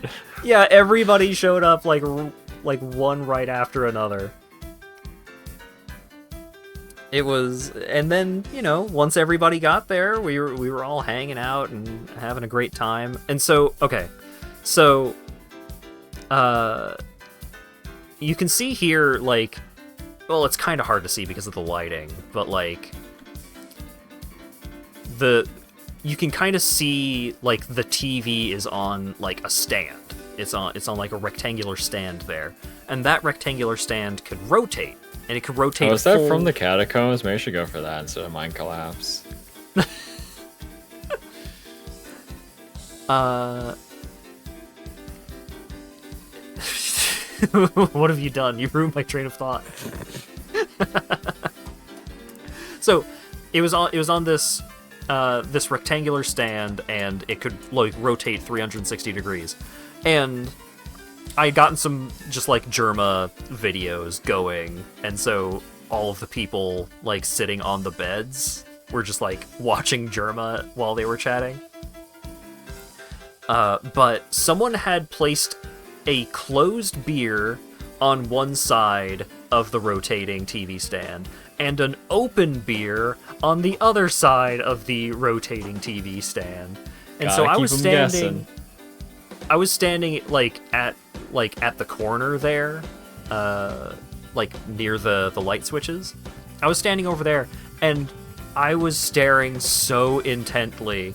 Like, I was carrying on the conversation just fine, but I was watching this TV stand like a fucking hawk. Because it's like a kestrel.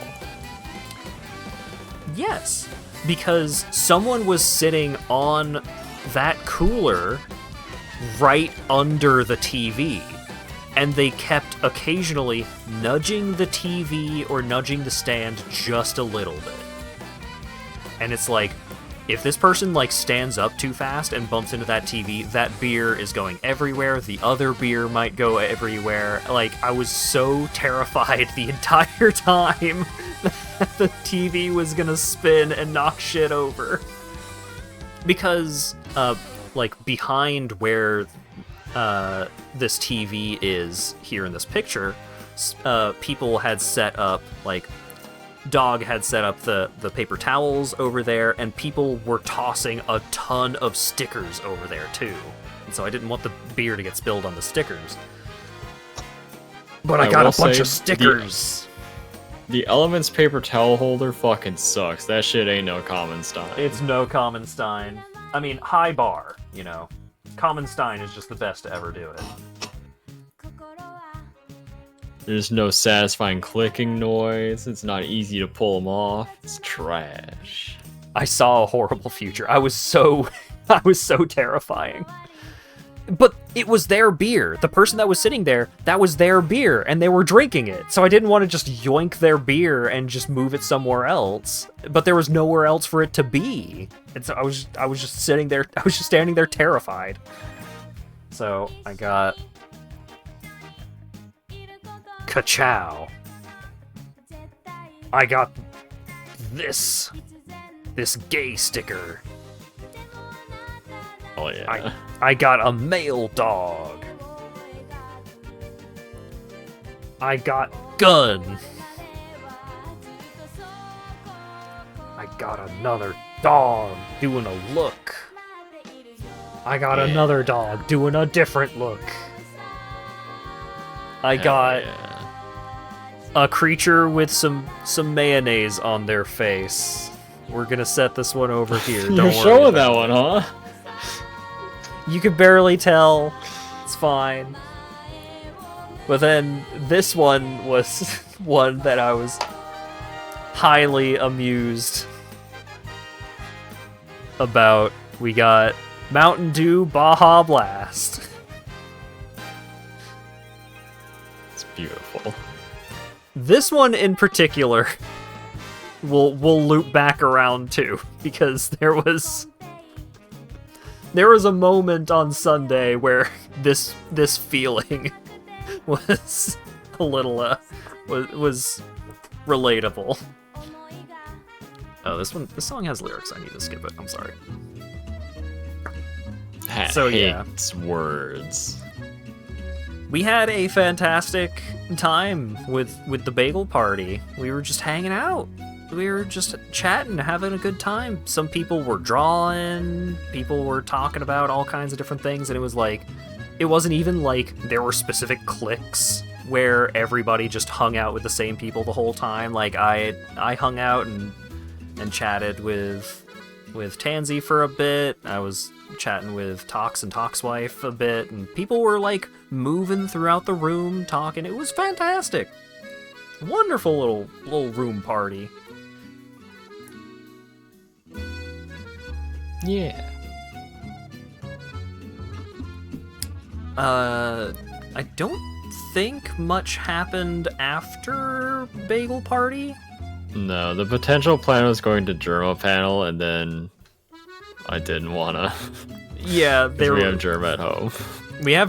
We were literally watching Germa videos while considering, like, should we go to the Germa panel? And then we were looking at like the various discords that people were using to like communicate and talk during the convention for convention related stuff. And people were like, y'all ain't getting into the Germa panel. This lineup is fucking nuts.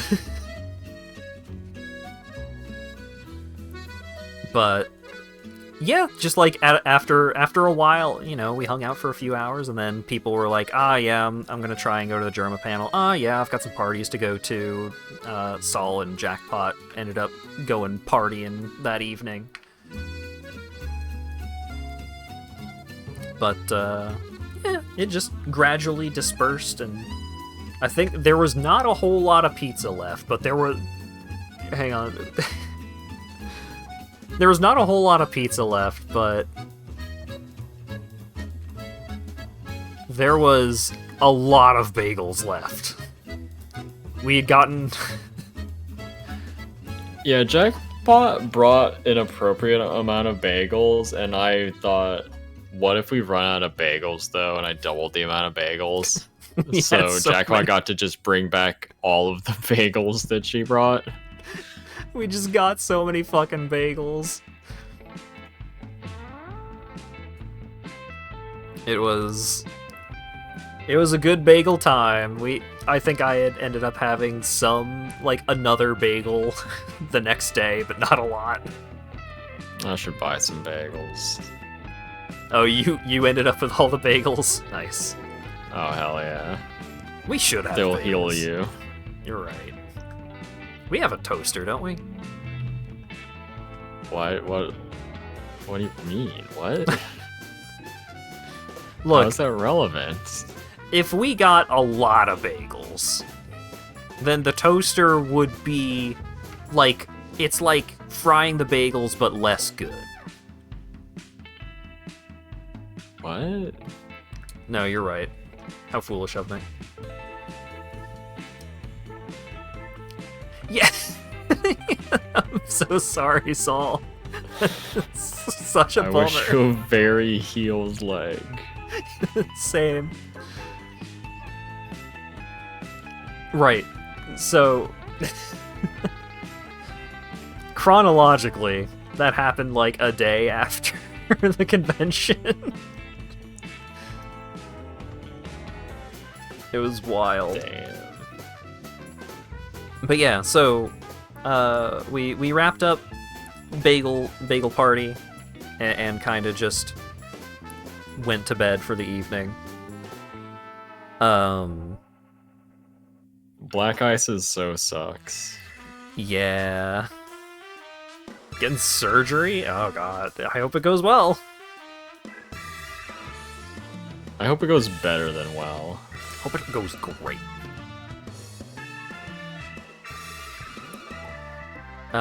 Sunday morning. Was there anything specific that we were up to Sunday morning? Because several things happened on Sunday. I had to find a Snaps and give him stickers. Yeah. And then we were just hanging out in Dealer's Den. Yeah, we hung out in Dealer's Den for a while, bought some more stuff. Gave some stickers to Snaff, who was invited to the bagel party but was too busy looking at dance competitions. We Which didn't was go to probably- the night market. Oh yeah, Snaff didn't even end up going to the dance competition, right? They ended up doing something else. They had stuff going on. Of some sort. Snaff is a very busybody when it comes to convention stuff. What about the night market? Yeah, so the night market was Friday evening, right? Probably. We did not end up going to the night market because the night market is notorious for being very loud and also, like, if you're not there to party and be where it is loud, then there is less there for you. Night market seems like a wear earplugs or enjoy your hearing damage kind of situation. Yeah, but also, like, there are... Oh, was that better this time? Oh, okay. Like, at least you could do commerce. But yeah, for those not in the know, the night market is... It's like half party, half music concert, half like 18 plus only Dealer's Den. But there's an 18 plus only section of the Dealer's Den already, and it seems like at the night market you could just, like, the stuff you could get was stuff you could get at the 18 plus section of the Dealer's Den just normally without loud music and partying. Oh, the rave was in a different room, but the line went in the rave. Oh, What? I see. Why? But also, like, the line to get into the night market was redonkulous. Like, we passed by the line, and it was in the same area as the line for registration, except it was even more, packed. It was even more crowded. The line looked way worse than last year, and last year I just like hung out in the line for like an hour with Jackpot waiting to get in, and then I bailed once we actually got to the end of the line. Yeah, you got close to like, you got close to getting in and then heard how loud it was and was like, fuck this. Yeah. I got close enough that Jackpot put in their, like, earplugs, and I bailed. Yeah. Yeah, like, because it's supposed to be, like, a kind of flirty, horny party zone, but still, like, part of the main convention, and it's like, I get it, it's a neat concept, but in practice, there are issues.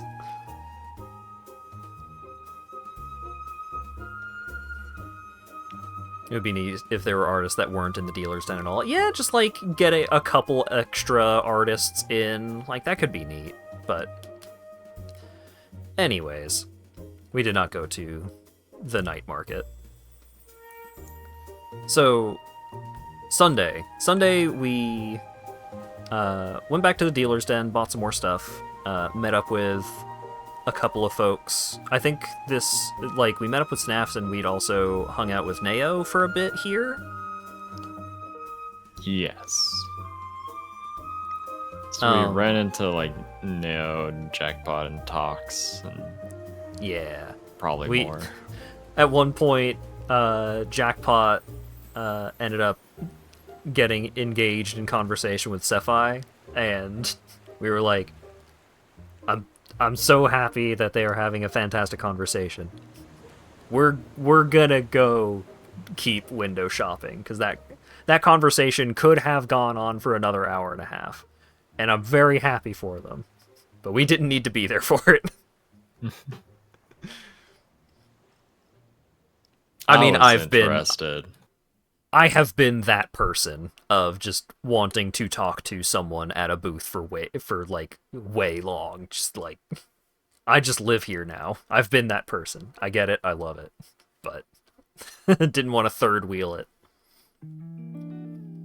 But I started getting concerned about how we have just, like, entirely encircled Set 5-2 left. No commerce can be done here. Some of us probably need to leave. Like 4 or 5 of us just semi-circled around it. But yeah, we did some more shopping, hung out with folks. And we went to one of the board game rooms at this point, right? Or was this later? We looked at the White Skunk. Yeah, we saw the albino skunk, and that was really cool. Oh, right. So, no, we'll get to that. I like getting into Dealer's Den a little early because of the sponsor thing, because I can get some highs into people I know that are dealers without, like, stopping them from doing commerce. Right.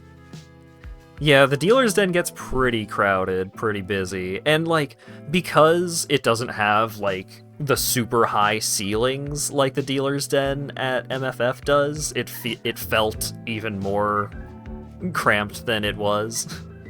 It was still pretty crowded. I can scalp. Where do you think all of those Bray boards went? I bought them all. Oh no! Sold them to the math con that was coming up after A&E. Hell yeah. No one said a thing about getting con crud. We haven't done the one COVID test that we got. I feel really bad right now, but that's not because of sickness, it's because I got a lot of spice in my nose. Yeah, poor dog is pretty sensitive to get spiciness in his The thing is, I'm not. You just don't make food. You don't know my struggle. I have washed the General So's pot. I know what it's like to get spice blasted. Yeah, that's like 1/10 of what I get when making it. Damn. If that. I need to just wear a mask when I'm making tacos. But yeah, the tacos were really good. It's usually fine, but it was not fine this time. Yeah. So we only got the one COVID test because it was like a purchased COVID test, so it was very expensive for one. And also it was not clear that it was just one in the package. It seems like it would fit more than one, and it seems like the price would be fitting of more than one, but That bitch is expensive. LaGo got us a COVID test, and damn, he got us a COVID test, and I'm not saying it's his fault, but I'm saying that's what happened. He probably assumed it was like 4. Yeah. But one of us is gonna do the test, because if one of us is sick, then the other is also for sure also having COVID. But I think we're fine. Right, I so... am so full of vaccines. I think Sunday was like, we went to... I think it was, we went to the dealer's den, then we hung out at the board game room, and then we went to the event. Yeah. Okay. I forgot about hanging out in the board game room. That explains the rest of the time. Yeah, we hung out with Elliot again. Yeah. Just like claimed a table in the board game room, and me and Elliot helped cover for the group by playing a game of Magic with 2 randos. Someone was playing an Is It control deck, and I was sitting directly to the left of them, so I did not get to play Magic for the most part. Hat was a little salty that he was the Is It player's personal enemy. Yeah. I ate many counter spells and removal spells. It was still, like, an interesting game, but it was not a long game. That Is It control player fucking rolled us. But we hung out, we talked about RuneScape and anime. Typical furry convention stuff. True. Tox was also there, I believe? Yeah. And Tox was doing cool post-it note art stuff, which was really cool. Yeah. But yeah, we hung out there for a while, and eventually it came time for us to move out so that we could drop some stuff off before the auction. Auction. We went to the charity auction, and we got to the room, and it's like a big ol' hallway full of chairs. We met up with Jackpot and Saul there, who were just a couple of rows back from the front. I thought I was just gonna walk in and grab my little guy and leave. I thought that's how it was gonna work out. Yeah, so I had also bid on an item for the charity auction. I had bid on a lot of 4 Blu-ray. It was a 4 Blu-ray set of every season of Columbo. I had put down $35, and I was willing to go up from there. And over the course of the weekend, nobody else had bid on the Columbo collection, so I was like, perfect, great. So people aren't fighting over this. Maybe someone will bid once, and I'll get it for a little bit more, but that's okay. It doesn't seem competitive. And we get there, and it's a whole production. Like, they have a big old screen. They've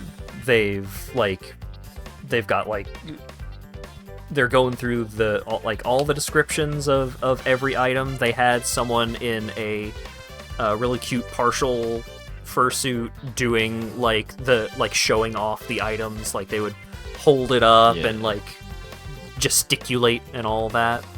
They were very good at it. Yeah, it was a lot of fun. A friend of Jackpot and Saul was hosting the auction, and Fidel was there running some of the logistics. It became very obvious very quickly that the whole silent auction part in the lead up did not matter. No one actually bothered with that. Yeah, a lot of people were not bothering, and once the auctions started getting underway, it became more and more evident of just like, oh, there's some people with money. There are some people with money up in this room right now. Because there were some items that, like, they started with no bid and then got up to like $230 or something like that. There was one person, there were two people in the crowd in particular that, like, one of them was a nuclear engineer, the other was a software engineer, and they were pushing those numbers up on some of these items. And so we're there, and, like, you know, Dog was there for one item, which I still didn't know how much he had bid.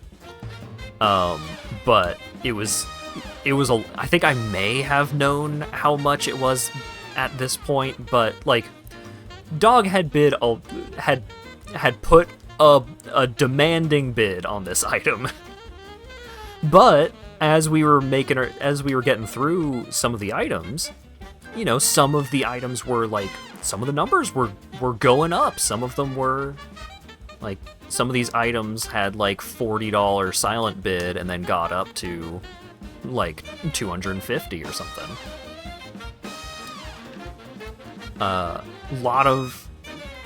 It was fun. Like, it was a full ass auction, and you could every bring item. up my picture of the funny little guy.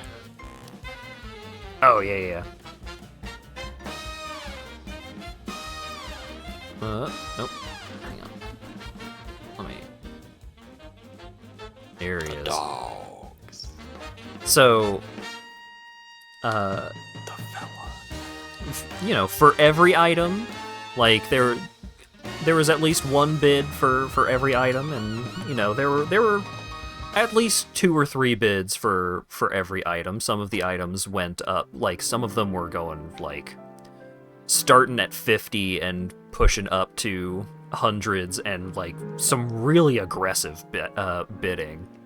One of them, one of the lots was a bunch of photography stuff. So, like, a film camera, a Polaroid, some lenses for the camera, some film. That was Vital's donated item. Yeah, this was the thing that Vital had sent in, because there was also, like, a little addendum of if you're a local to the area, then Vital would also arrange for a dark room, like, film development class. So, like, it was a pretty big bundle, pretty hot deal. And so the software engineer person ended up pushing the price for that up to like $400. And it's like, I'm strapped into my fucking VTuber mech. I can't put the lad in front of the camera. yeah. I could go down and fetch it, but you can see it. We've got the goods on screen. You're so right, Jackpot. It is very Inkling's palette. Yeah. Shoutouts to Blue Dogs. Yeah. So we're making our way through, and as we're making our way through, we thought that it was only going to last like an hour, because we had dinner plans. And after, how many items were it was like 70 something? It was 70. Yeah, there were 70 items up for auction, and we had gotten through like 20 something by the time we had to like start keeping an eye on our watches. But Dog had gotten access to the PowerPoint they were using, so he knew what order the items were coming up on. You say that like it was a secretive thing that I acquired. It was not a secret. They gave it out. It was just there. It was just a QR code you scanned. Yeah. So he was looking through it, and he saw that this funny little guy was coming up relatively soon. And he also saw that the Columbo set was the very final item at the auction, because of course it is, because the Columbo item is just one more thing. And so we were like, okay, well, we're not going to be here for the Columbo, guaranteed, but we can at least be here for the funny little guy. We had to be there for the funny little guy. And they get to the item, and they're like, oh, the Kaiju Corgi plush. Someone really wants this one. That's how they introduced it. And so they were like, okay, so we're gonna let our assistant here show it off. And so the fursuiter went off and came back with it, and there's this cute little creature starts showing it off. And they were like, all right, so Kaiju Corgi plush, and they start going over some of the information that's on the slide. Yeah, someone here really wants this because the starting bid for this item is $300, and the entire room went, whoa! I needed my little guy. I had never experienced an entire room of people all balking at the price of something at the same time. The nuclear engineer, the software engineer were like, whoa! Damn! So they were like, can we get 310? And everybody was just like, dude, let him have it. He's got this. Like, I'm not gonna fight him on that. And just like a bunch of people in the crowd were just like, just get on with it. He's got it. So they're like, all right, going once, going twice. Sold. Whoever wanted this thing, come on up here. It's yours. And when LawyerDog stood up to go get it, a bunch of people were cheering for him, just like, yeah, get it! So, when LawyerDog said that the price he was willing to pay for this little guy was yes, he was not joking. He's a fun little guy. And so Dog was like, oh, well, if I put this amount of money, they're not gonna actually, like, put it up to the auction. Like, they're just gonna let me go up and pay for it and get it. But no. Nope. Every item.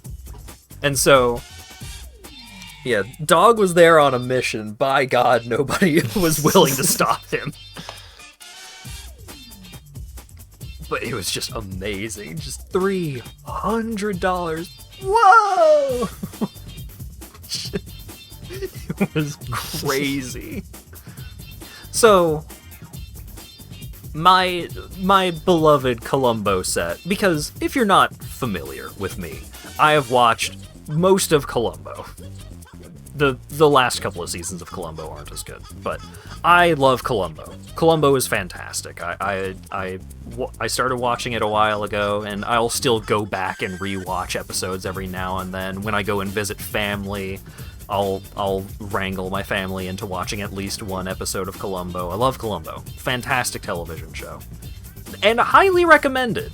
Like, I would recommend basically anyone watch Columbo. It is a really comfy show for the most part, but it's really engaging, and Columbo himself is so funny. Like, I mean, I'd love to, but I really gotta get to learning Mandarin. So, the Columbo Blu-ray set was not only, like, it was not just a complete Blu-ray collection set of Columbo.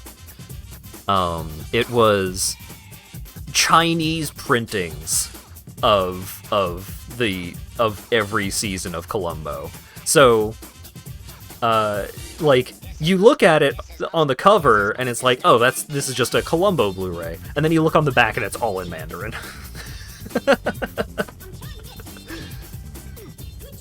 Hell yeah. And so I see these, because I had gotten to like pick them up and look at them, and I'm like, oh, they're sealed and everything, because I had gotten to pick them up and look at them at the charity booth, like where they were trying to stir up interest, and they were doing the silent bidding there and all that. And so I was like, okay, I gotta have these. These are fantastic. So I put down $35 because there wasn't a bid when I first put in mine of $35, and I'm like, okay, well, it seems like there's not a lot of interest here, you know. And I told, like, after Dog got his precious little guy, it was getting close to time for us to go out for dinner. And so we were like, okay, we need to bail, and I messaged Vital, just like, hey, I'll go up to like $50 if someone like chips in an extra bid on it. But, you know, we gotta go. We've got dinner. And so Colt had let me know about the Columbo lot. And I was like, yeah, I do need to bid on this Columbo set. I do want these physical items. But we wouldn't be there, you know, we wouldn't be able to stay there for the rest of the auction because we had dinner. The episodes like short movies. Yeah, Columbo often does not show up for like 15-20 minutes. Because it's all about setting up the murder. Like, it's not a murder mystery, you know who did it. It's just all about this funny little guy figuring out it's usually not him figuring out who did it. Usually he knows who did it right away. It's just him figuring out how he is going to arrest them for doing the murder. Fantastic show. So, I'm like, okay. My beloved Columbo set should be safe. And we go out for dinner. So we shall return to Columbo. But something happened with Columbo. But we go out. Something's always happening with Columbo. Yeah. We go out for dinner. We had dinner plans to go to a place called Fire and Ice in downtown Boston. And what this is it's a Mongolian grill. So it's a big circular flat top grill. And like you go in, you get your table. And like in the center of the restaurant, there is a big circular grill. And then around that is like space for the chefs to work. And then around that is a countertop. And so what you do is you take a bowl over to this huge bar of ingredients. They've got a bunch of different kinds of rice, noodles, pasta. Like they had like egg noodles and egg udon for like Asian dishes, but they also had like bow tie pasta for if you wanted to. Didn't they have like macaroni noodles too? They had macaroni sauce. Yeah, they had a bunch of like, they had Asian options, they had Italian options, they had like Western options. You could go over and you could just get a couple of hamburger patties and they'll grill up these burgers for you. You could get hot dogs and do it up the same way. They had clams, bro. And yeah, they even had like veggie burgers. They had like a ton of different ingredients, and you would put these ingredients into a bowl, and then they would have like some seasonings. You could put some red pepper flakes on there, some chopped garlic, minced garlic, and they also had like a sauce bar. And so there were a bunch of different sauces. There were teriyaki, there was like some Thai barbecue, some like there was a bunch of different sauces, and like some Asian sauces. They just had like macaroni and cheese sauce if you wanted that. And nothing stops you from just mixing and matching the sauces. So for one of his plates, LawyerDog had concocted General Tso's sauce from like 3 different sauces. They had teriyaki and some kind of hoisin combination thing and honey garlic. Yeah. You They had just mix clams those and together, squid. you get basically General Tso's. Yeah. And they had, like, for proteins, they had, like, chicken, they had Cajun chicken, they had steak tips, they had marinated steak tips, like, tons of options. And so, for the most part, I went with, like, a stir-fry kind of thing. I went with, like, egg noodles and chicken and stuff like that. Super good. Oh my god. I love Mongolian grills. I will eat so much at these places. Yeah, sure.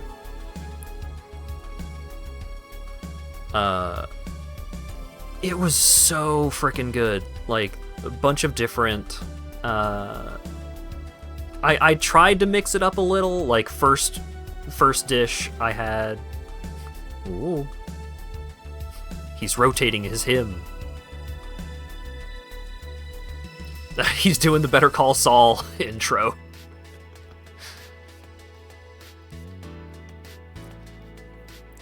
But yeah, like, first plate I basically, like, I got some noodles and chicken and broccoli, and then second plate I made some, like, chicken fried rice kind of thing with, like, I tried just, like, a little bit of all of the different meats they had, and all of the meats were so good. Third plate I just had, like, another teriyaki sauce, like, egg noodle and chicken, just, like, pretty straightforward. Gotta have the garlic on there, the red pepper flakes. Oh, the food was so good. Yeah, like, I don't know how you could make a bad plate of food at this place. Like, because all of the sauces were really good, all of the ingredients were really good. Like, it was just so freaking good. And it's all you could eat. You could just keep going back for more plates of different stuff, and it's, like, standing at the grill, like, standing at the counter around the grill. Oh my god, it smells so good. Waiting for that first plate of food was fucking torture. Because it was just so delicious. It was so good. Can you make LawyerDog look at the immoral dog? Yeah. I got you. You must have been hungry? Oh, yeah, because I had basically not eaten at all that day, because I knew that I was going to be going to an all-you-can-eat restaurant. So I was like, I gotta get my money's worth, because it's not cheap. And so we were there as part of a party of 10. So Jackpot and Saul were there, Tox and Tox's wife were there, Tansy and their significant other was there. Who was it that organized it? Samson, I think? And Krim was also there.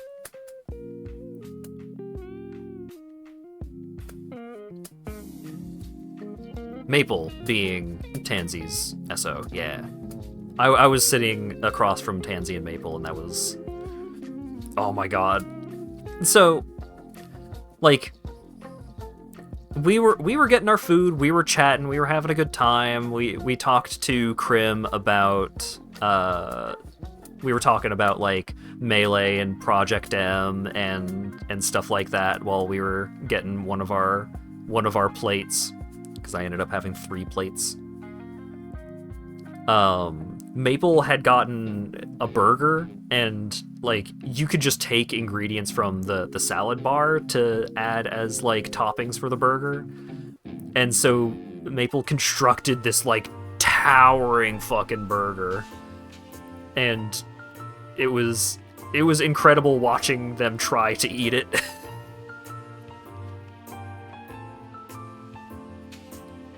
$5 orange drink. Yeah. I ended up just having Coke. I think Dog ended up just having Sprite, I think. But Maple was having alcohol.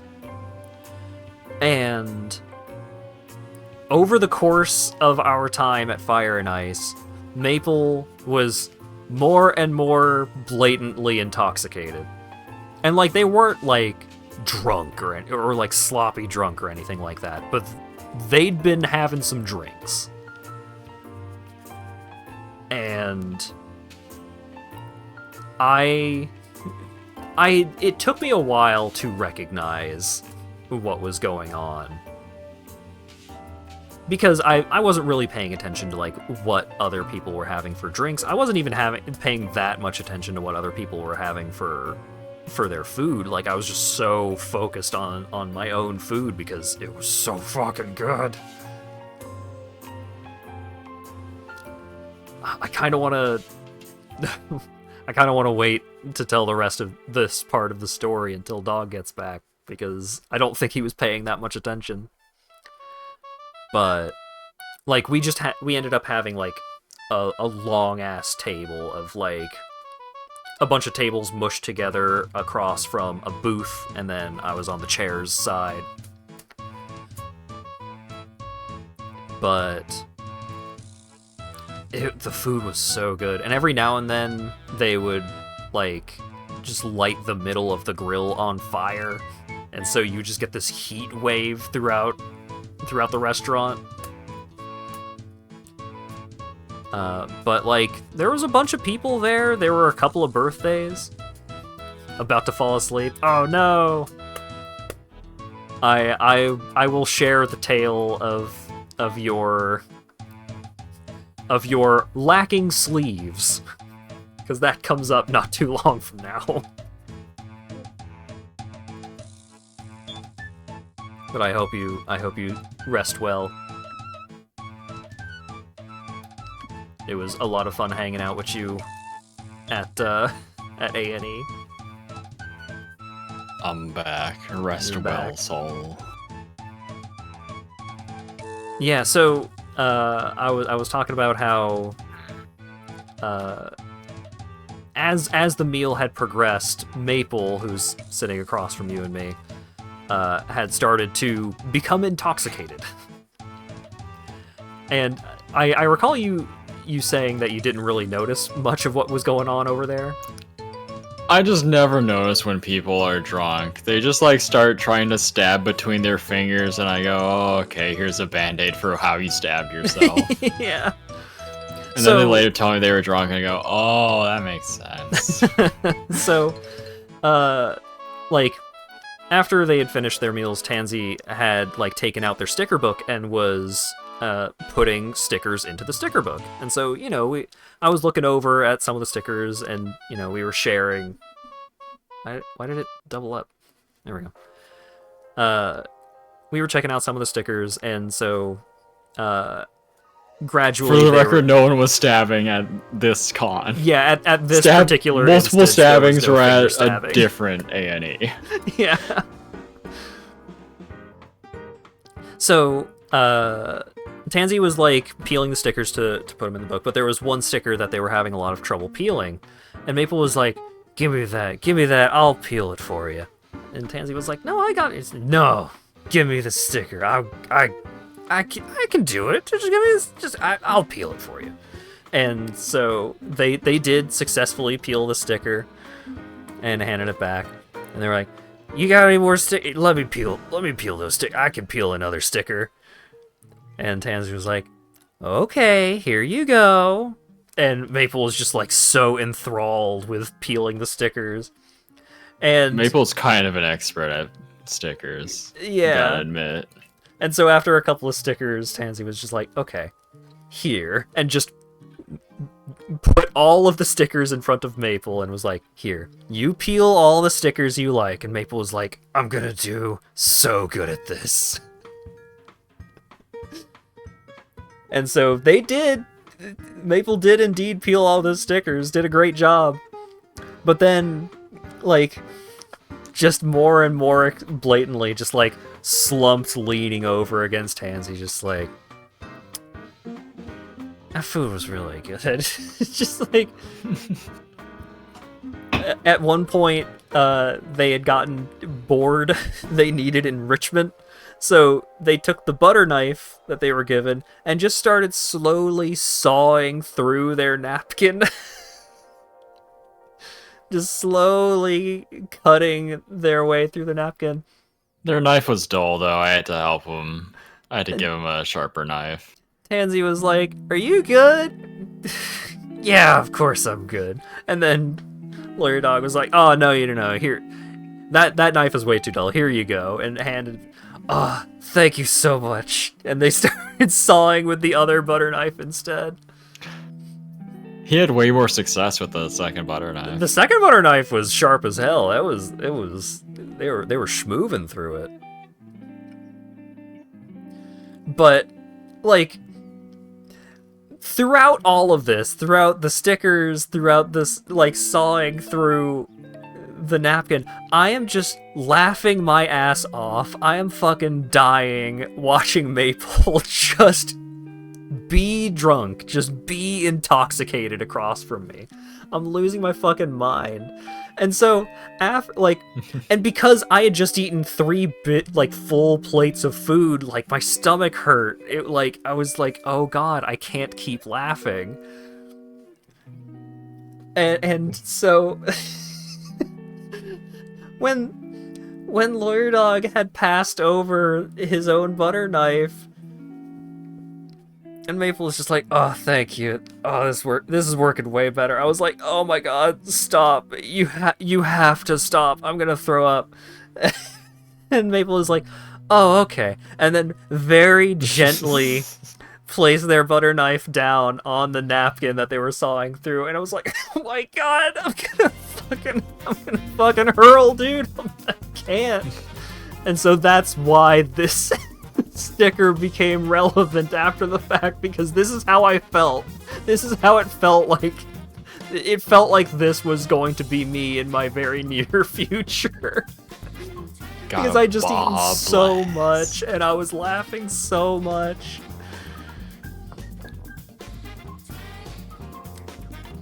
And so I calmed down a bit, and I looked down at the other end of the table, and Jackpot was deep in conversation.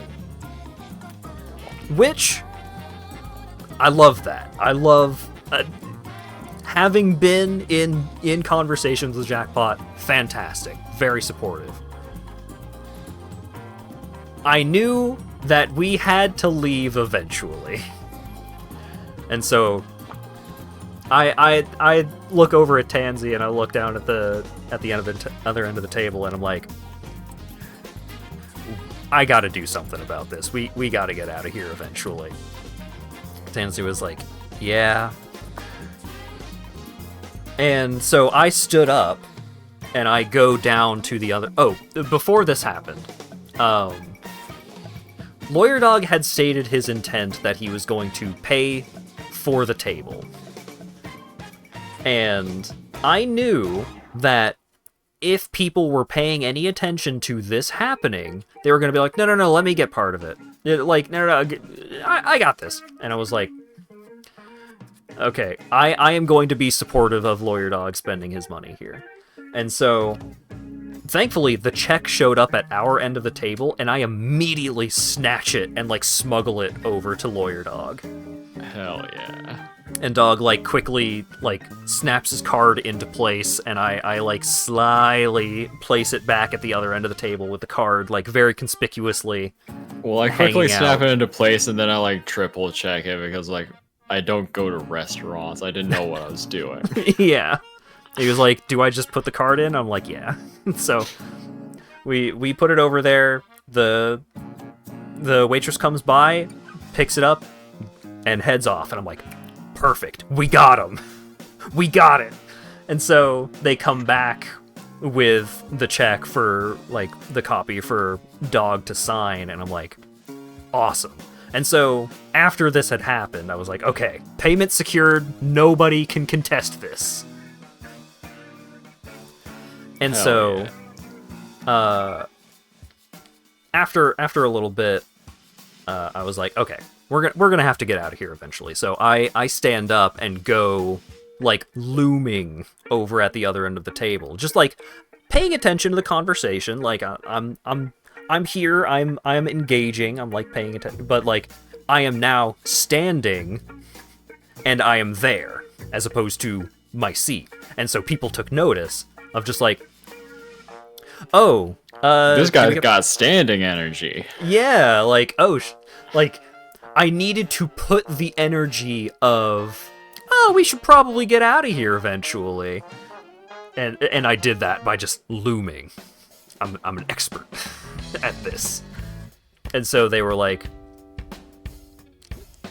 people were like, oh, okay, did we get the check yet? And I was like, yeah, dog's already paid up. And a bunch of people were just like, what? For everyone? Just, yep, bill's paid. And they were like, what? Aw, come on, man. Aw, thank you. You're fucking owned. I know that at this kind of thing that people are gonna be like, no, let me get a 20 out for, let me pitch in. I wanted to, like, no, the bill is paid, we're ready to go. That was the energy that I needed to put forward, and I was need that successful. money for cookies. Yes. So as we were as we were all like getting ready to go, Jackpot was like, I know this amazing cookie place. It's a block away, and like, oh my god, we gotta get over there. We gotta check this place out. And a couple of people were like, oh, okay, so, you know, some of us will Uber back to the hotel from here, some of us... Oh, we got a defense from Jackpot. Samson said it was a block away. Okay. I believe you. You're just the messenger. Okay, I believe you. But Jackpot was doing the talking up of the cookie place, as far as I was aware. And so... we started talking just like, okay, so some of us are gonna Uber back now, some of us will go over to this place and Uber back from there. And then we get outside and it's snowing. And I don't mean like it's like, oh, there's a couple of flakes drifting delicately from the sky. The winter storm has hit. Yeah, we were supposed to get, like, we were under winter storm watch, and winter storm was now being witnessed. It was happening. We get outside, and it's coming down thick. And, like, there was a layer of snow all over the place. And, like, we had noticed that it had started to snow from our spot at the table, but, like, we didn't know how much it had started to go down until we were out there. And then I didn't realize it was snowing until we walked outside. Yeah. And then somewhat, like, for some reason, some of us will Uber back here, some of us will Uber back at the cookie place. Somehow, once presented with, like, this big-ass group of all 10 of us walking through this winter storm, like, a block away, suddenly it became, well, let's go fucking get cookies then. We all gotta go. It's gonna be an ordeal. We all have to do it then. Now, this is not just getting cookies. This has become an adventure. And so, I have video of the 10 of us walking through the streets of Boston in the middle of a winter storm. The only other people out were the people clearing sidewalks and roads of the snow that was coming down. And so, hang on, let me...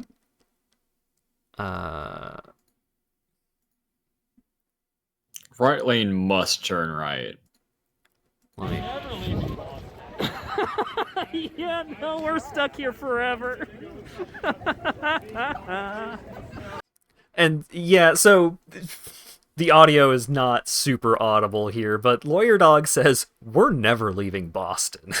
To which I respond, yeah, we're here forever. Like, look at this. It's Don't coming forget, down. You're here forever. It's coming down so crazy. And, like, only half of us had winter coats. A couple of us only had hoodies. And poor Saul was in a tank top. And Krim, the Texan, was there with, like, a long sleeve shirt. And like under a t-shirt. Yeah, but it'll be okay. It's just a block away. But it's just a block away, we were told. Yeah, at one point during the walk, Jackpot had taken off their hoodie and given it to Saul, but then Jackpot was walking around with, like, I don't remember if it was a tank top or a t-shirt, but... Jackpot then did an even braver thing of taking back the coat.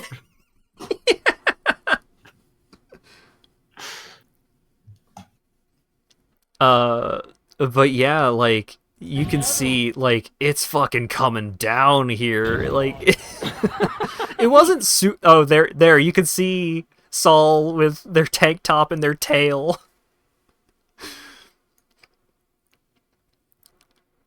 And it was beautiful. Like, it was so much fun walking through this. Just like a big old group of 10 of us walking through the streets of downtown Boston, just getting absolutely dumped on by the snow. And, you know, we're like fucking dancing around, we're laughing, we're having an absolute hell of a time. We start like sliding through the slush, like we'd get a running start and then try to slide as far as we could. And it was beautiful. Like, oh my god, it was so pretty. Because, like, downtown Boston is a pretty cool spot, but then, like, on top of that, like, this snow, like, oh my god, it was really coming down. And so we're walking through the streets to go get cookies. Here was me, my hair completely covered in snow.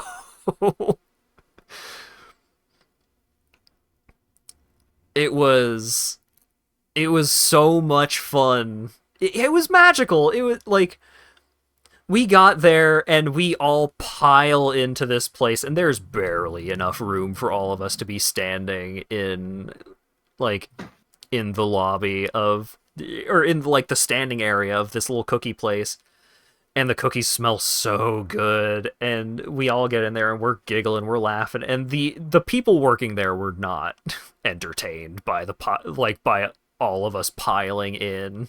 They were stone-faced, very matter of fact, but the cookies, the cookies were so good. It was absolutely worth the trek. I mean, the trek itself was worth the trek for me, but the cookies were delicious. And so we get back to the room, and, like, I just collapse on the bed, and I just can't stop laughing, because it was just so much fun. It was such an incredible time. And, like, this being, you know, this was the last thing we did for A&E. We got back to the room and kind of just chilled out, because, you know, we ended on such a high note of getting to hang out with all these people. It wasn't the last thing we did at A&E. Oh, yeah. So there's a dangling plot thread here. There's one more thing. There was one more thing. Because we get back to the room, or during dinner, actually, I had gotten a message from Fidel. And Fidel said, the bid for Columbo, the first bid over my $35 was $200. And I had mentioned to Fidel just like, yeah, I'll go up to 50 if someone bids. But, like, no, like, Columbo Blu-ray set, $35. Immediately, the person who had put in the bid for the photography set immediately just like, hands up, 200. And everybody was just like, damn, all right. Like, 200, bid, bought, won. Like, nobody contested that. And so I saw that message, and I'm like, fuck, dude. I can't really fight over 200, especially when I'm not there. I'm like, damn it. All right. And then, as we were getting back, I get another message from Fidel. Hey, the guy who won the Columbo box set just gave it back to me. I mentioned that a friend wanted it, and he said, oh, I don't have a Blu-ray player anyway. And so I am the proud owner of every season of Columbo on Blu-ray. Paid $200 paid by someone else. To charity. To charity. And as you can see, like, that is mostly written in Mandarin. You get the wonderful tagline at the top, though. Los Angeles homicide detective Lieutenant Columbo uses his humble ways and ingenious demeanor to winkle out even the most well-concealed of crimes. So, you know, it seemed, because the Columbo set was the last item, it was probably a thing of just like, oh, well, you know, I can spend I'll just throw out a donation just for the sake of donating. You know, I didn't donate as much as I could have, so here, I'm gonna donate a little more. I think it would be kind of funny to have this Columbo thing, but I don't care that much. It's mostly the donating. If someone else actually wants the Columbo thing for the Columbo thing, then they can have it. And so I have it. Yes, and after the reveal, after the grand reveal of me, after the grand reveal that I did indeed get the Columbo set, Burke drew this fucking masterpiece.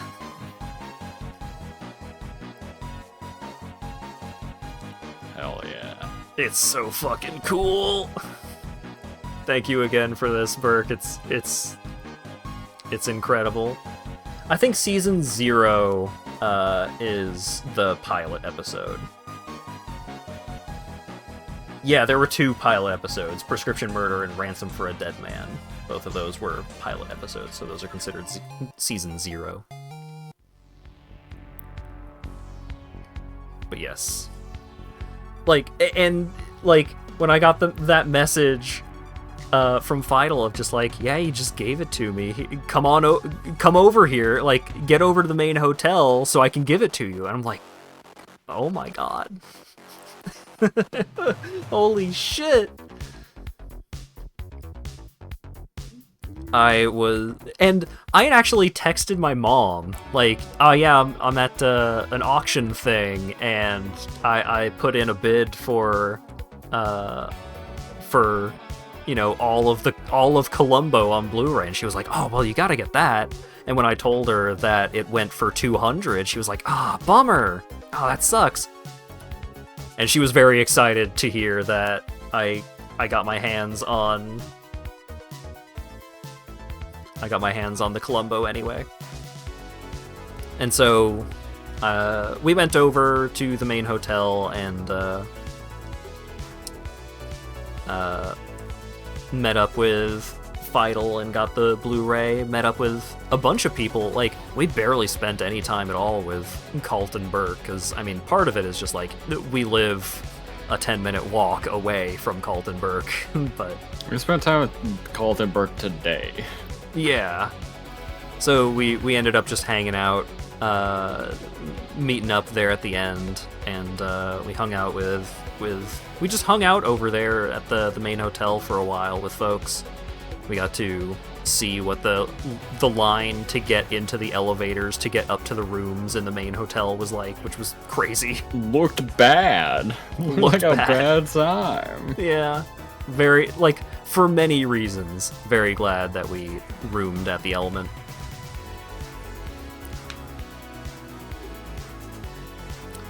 But yeah, it was an absolute laugh and a half. It was an incredible convention. Had such a good time. Hell yeah. And that evening, it was like, oh, well, we need to leave to get to the airport at like 5 a.m. So we ended up not getting a whole lot of sleep that night. But we got a bit of sleep. We got nice and packed, and because we had put Jackpot's name on the room, we were able to just be like, here, you can just have the room for Monday morning, because we got to be out of here. And so we allowed them to sleep in a little bit, have a more convenient checkout, and getting all of their stuff into the car and all that. And when... Oh yeah, Jackpot. It was good to have you as a roomie. Yeah, that was a super, super good time rooming with you. It was good hanging out, and you were, nothing but good roommate stuff happening. Nothing but net. Getting to share all of the goodies. I did have some sandwiches. I made myself a sandwich or two with the stuff you brought. It was really good. But yeah, it was a fantastic time. And then it came time to go meet up with Colt and Burke so that we could Uber over well, we intended to get a cab over to the airport just to make sure that we were there with plenty of time to spare. And we had picked up an umbrella at the hotel market thing with one of our vouchers. And when we got all our stuff, we got all packed, we got all ready to go. As we were walking over to the main hotel, the wind, the snow was blowing sideways. The snow was coming down heavy, the wind was really blowing. I had to, hold the very end of the umbrella, up where the canvas was, and I had to hold it like a fucking knight's shield blocking off a dragon's breath. And I had to hold it directly in front of me, because holding it over me, not only could I physically not do that without the umbrella getting inverted, which it did get inverted at one point, but it wouldn't block any snow because the snow was blowing in sideways. And so we're trudging, and some of the lights at the intersections on our way over were in emergency mode. And so it's dark out, and there's barely anyone on the road other than cabs and snow plows. And we're trudging, and we make it over there, and it's wow, damn. this winter storm be storming. It was truly storming. It was very cool, but we were very concerned that our flight was not going to get out of there on time. And we were right in that in our flight not departing on time, but it was due to a maintenance thing on the plane, not due to the storm. And they forgot to put the dang wings on the plane. We were extremely lucky for our flight to have not been delayed or canceled. We knew a lot of people whose flights were canceled. Tox was stuck in Boston for most of a week. It was until Thursday. Yeah, Tox was supposed to be flying out on, I think, Monday or Tuesday, and didn't get out of Boston until Thursday. The storm had like calmed down enough by the time that it was like time for our flight to be getting out of there. Well, on the bright side, Tox got to stay in the Element for those few days instead of the hotel that he was in originally, and he was like, damn, the Element is a really nice hotel.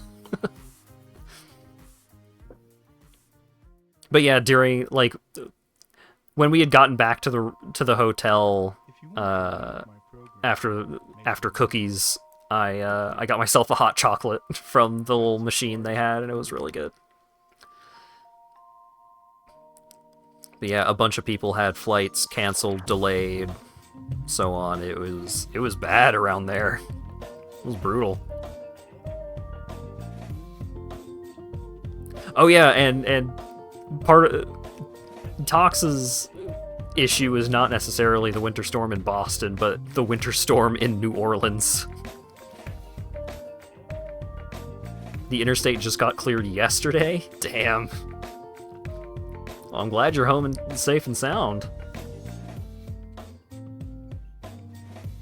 10 inches sounds like 9 inches too many for New Orleans. That sounds like 10 inches too many for New Orleans. Yeah, probably just 10 inches too much for New Orleans.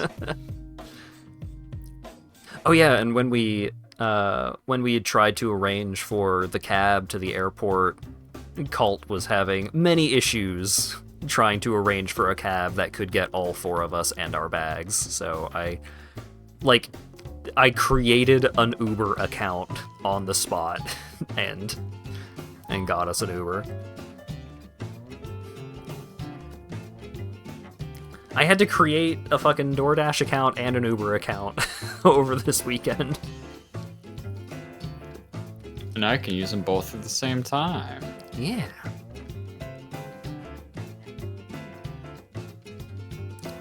But yeah, I mean, I was happy to contribute, you know, because Dog was paying for fucking everything over the weekend. It was nice to just be like, no, this goes onto my card.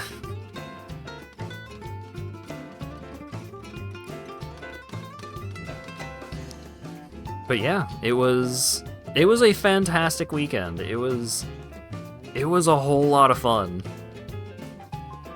Like, we got to hang out with so many really cool people. I mean, I always love hanging out with Jackpot, so getting to share a room with him was rad.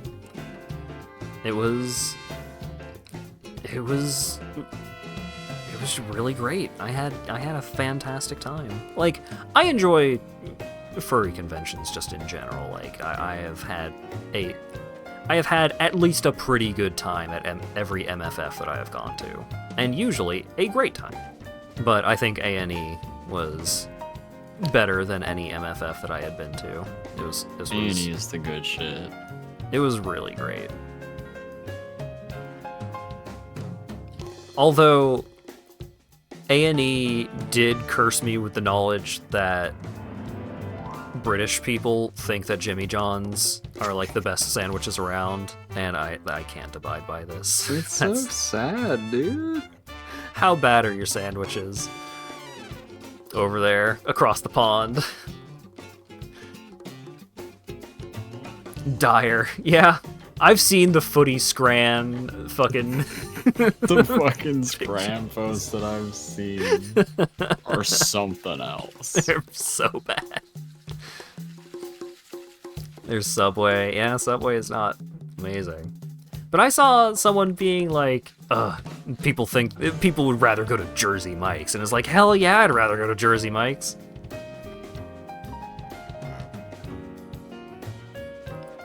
But I have seen the light of good hippie sandwiches. sub sandwich place we have. Yeah, Head West is great. Firehouse They make their subs are bread like too some of my sweet, and favorite I think sandwiches. That's good. Yeah.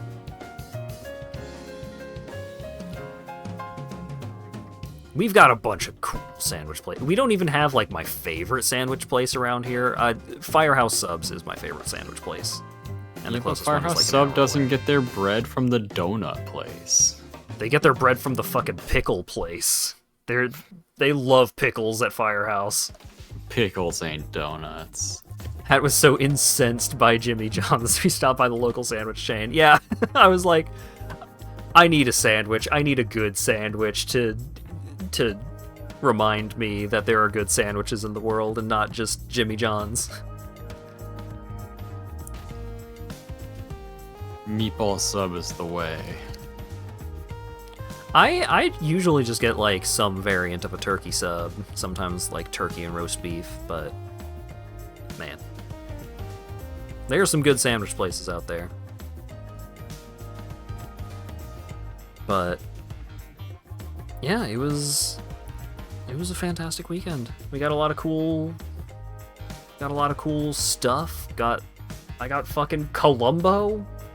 I got every season of Columbo. Look at this shit. Every season. You even got the X-rated season. They used to, like... It used to be a big deal getting Columbo on VHS, because if you got Columbo on VHS, then you get to see boobies and hear curse words. Instead of the televised versions, which were censored. I mean, Jimmy John's is fine and it's close. It's just like, damn, that's the best? Yeah, like, I don't know what sandwich places would be better in the vicinity of A&E. I just know there are better.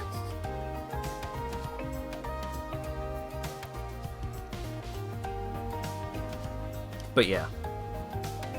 Close tastes so good. I love distances in under 300 feet. I mean, that chicken karaage would be good at distance, but... I had Moisella like 3 or 4 times last A&E. Yeah. I did want to get more of the chicken karaage, but we ended up just having a lot of meal instances. We just had food. The Chinese restaurant is 30 to 40% of the drive to Culver's. Yeah, but it did hurt my stomach a lot. I want to try the other dishes from that Chinese place, but after eating that order of chicken fried rice and the dumplings, my stomach hurt real bad.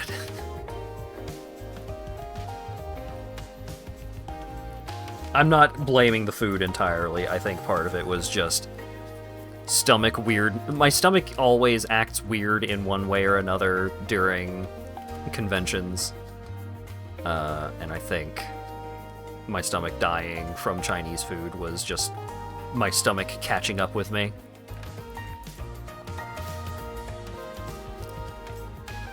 But yeah. You have anything else to talk about for A&E? I just had a great time. Probably not. I think we basically covered everything. Yeah. It was Furries really are great. cool.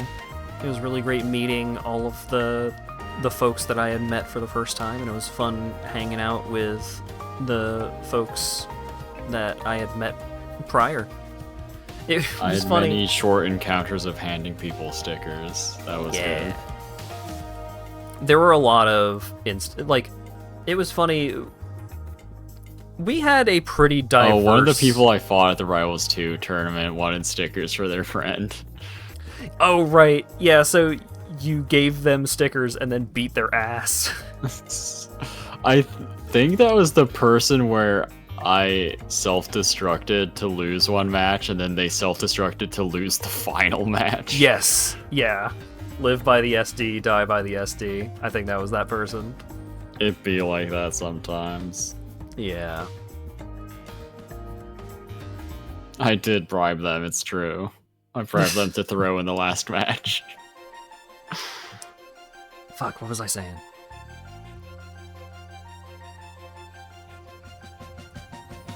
Oh, right. So, over the course of the weekend, we didn't see Colt and Burke that much. And part of that reason is because we did not go to the Irish pub that was in the main hotel, because we had like a pretty wide variety of foods. Like we had some like sandwiches back at the hotel room. We had Moizilla. We had the bagel party. We had, we had a pretty diverse set of foods over the course of the weekend.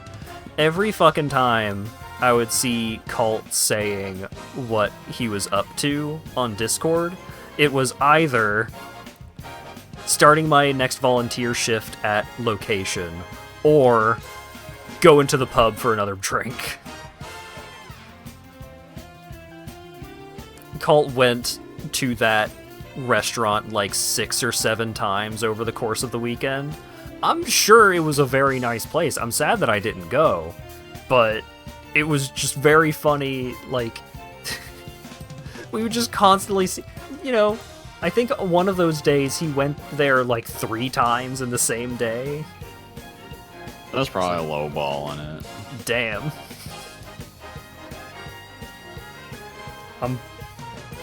I'm glad he had a great time with it.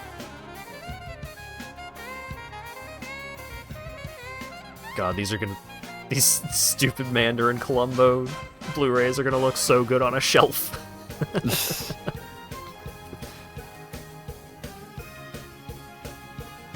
They're gonna look so good in a Blu-ray player. Yeah. Went to a barbecue place with Ferris Rufford & Co. Nice. Yeah, I saw people doing stuff. I saw a lot of people, meeting up and going to place and doing thing. Like, it seemed like people were active. It seemed like people were having a great time. So I'm glad that other people were also having a great time, because I had a great time.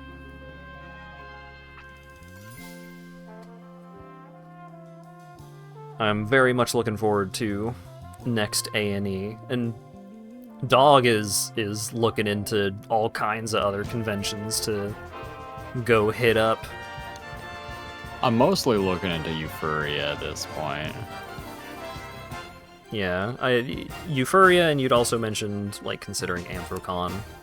I'm getting spooked by Anthrocon. Mm-hmm. The hotel situation sounds like a nuisance. And also just a million people. I think it's probably gonna be like 20,000 fucking people. Yeah. It's gonna be a lot. But I used to go to fan. And I somehow know like one of the 20,000. Yeah. I might know more people going to Euphoria than Anthrocon. It's hard to tell.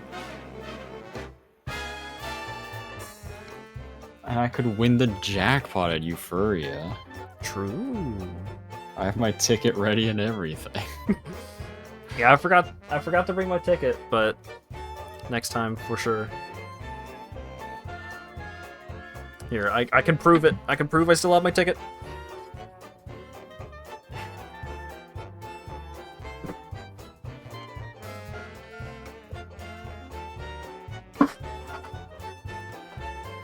I have my ticket. Hell yeah. You're showing the number, you absolute hooligan. Someone's gonna steal your number. They can fucking fight me for it. I'd like to see him try to steal it. Steal these fucking hands. I'm gonna steal it.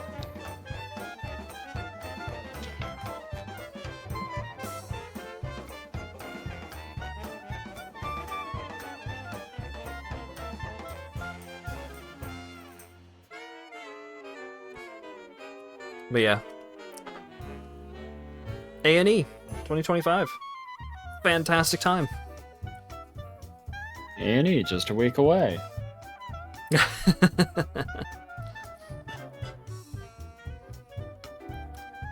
yeah, oh. I'm more locked into A&E than MFF at this point, and MFF is like 3 hours away from us by train. We're still probably going to MFF, but A&E is like if there can only be one, it's gonna be A&E. Like, if we lose the hotel lottery and the hotel situation is just fucked, I can see a world where we don't go to MFF, but I would make A&E happen regardless. Yeah.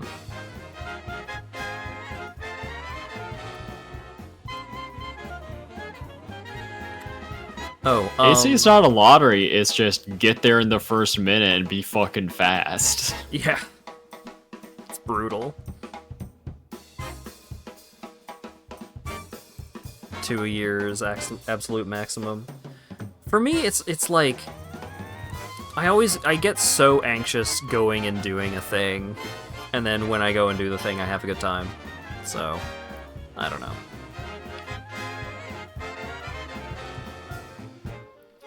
If I can do it, you can do it. Yeah. I gotta go with Dog. I'm his emotional support hat. It's true. Even though you are more often the one arranging for and going and doing things because, you know, you've got more of a connection to most of these artists than I do. Not that I'm complaining. Because usually, like, I'm a convention veteran, but that auction was like the first time I've ever gone to an event at a convention. Usually when I go to a convention, I'm just walking around like looking at cosplay, I'm looking at the dealer's den, I'm looking at Artist Alley, like I'm totally content just looking at stuff. Well, the Rivals Tournament was technically an event. True. I didn't participate in it, but I was there. Yeah, I mean, most people don't participate in the panels they go to. They just, like, watch them or whatever. I guess a lot of the panels are participation-based. Yeah. I'm a participation hater. I want someone to give me a cool presentation and show me some fucking Roger Rabbit chicots. Yeah. Alright, Fire and Ice was on the con book. Just as a recommendation of like, hey, check this place out, it's cool. No, just as a place that our group was going to. They just wanted to mention it. I see. Just letting everybody know. Letting everyone know that we were gonna be taking a table there.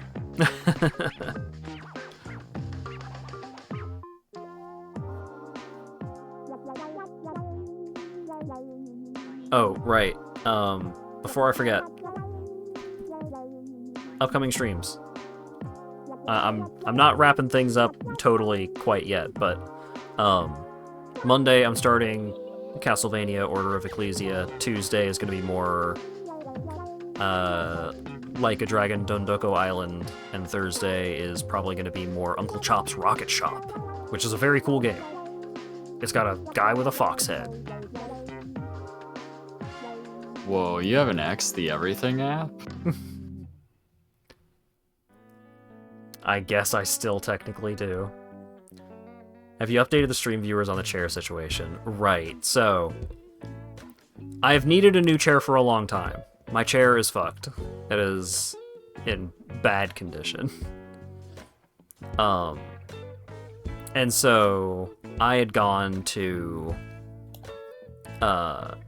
Office Depot with Cult to look at chairs, and it ended up like I was hemming and hawing, and we were on a shorter timeline than I needed to hem and haw over these chairs. But one of them was like, oh, this seems like a pretty good chair.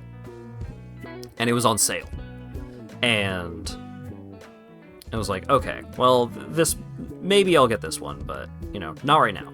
We gotta come back for it. And so Cult had gone back to Office Depot just a few days ago and was like, hey, that chair is still on sale. And I was like, yeah, I think you should probably go ahead and get that. I think that chair is going to be my pick.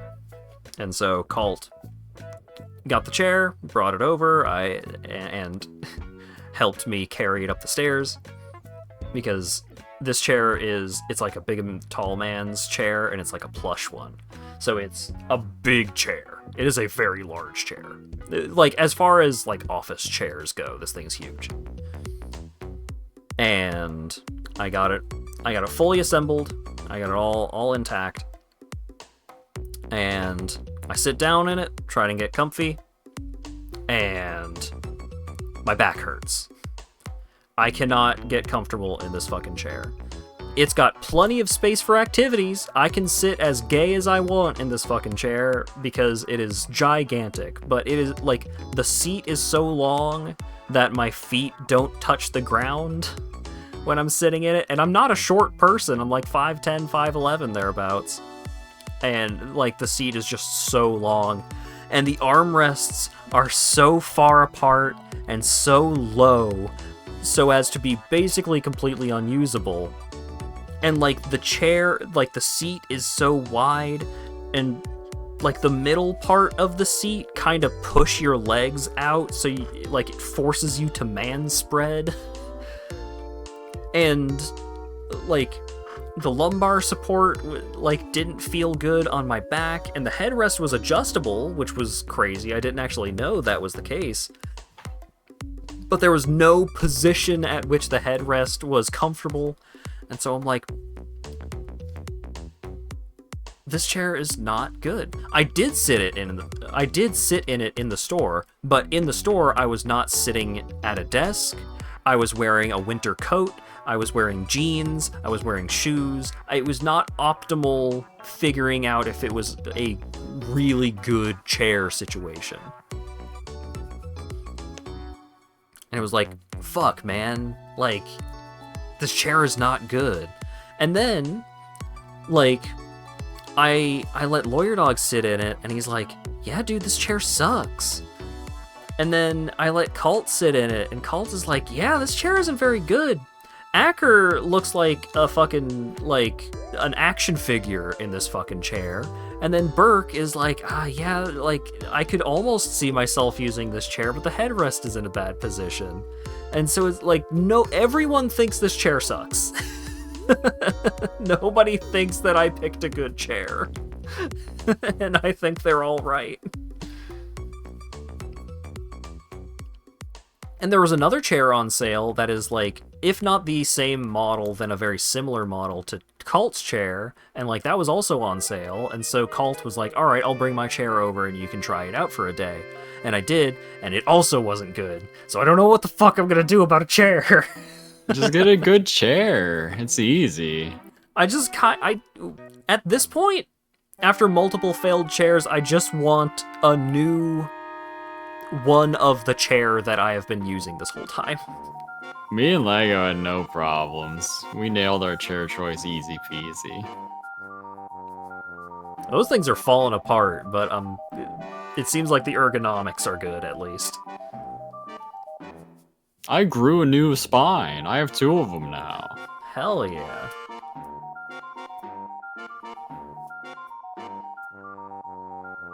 But yeah. That's problem is he's not even getting gamer chairs. He's getting secret chairs that were made by, like, a rogue AI. I don't know what the fuck was up with that big chair.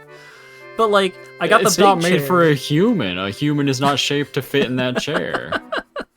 I got the big chair, and then I tried Cult's chair, which is like one of those, like, mesh executive kind of chairs, and that's not good for me either.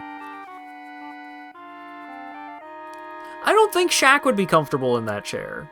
I don't think that chair is good for... I think it's a bad chair. I think they designed a bad chair. But, like, every now and then, because I sit in chairs weird and wrong sometimes, like, I'm not confident in getting one of the mesh chairs, because sometimes I will get, like, I will kneel on my chair and lean over the back of the chair. Sometimes that's just what I do, sometimes that's just comfortable for me. Sometimes I just need to express that energy. And I think doing that in a mesh chair would damage it.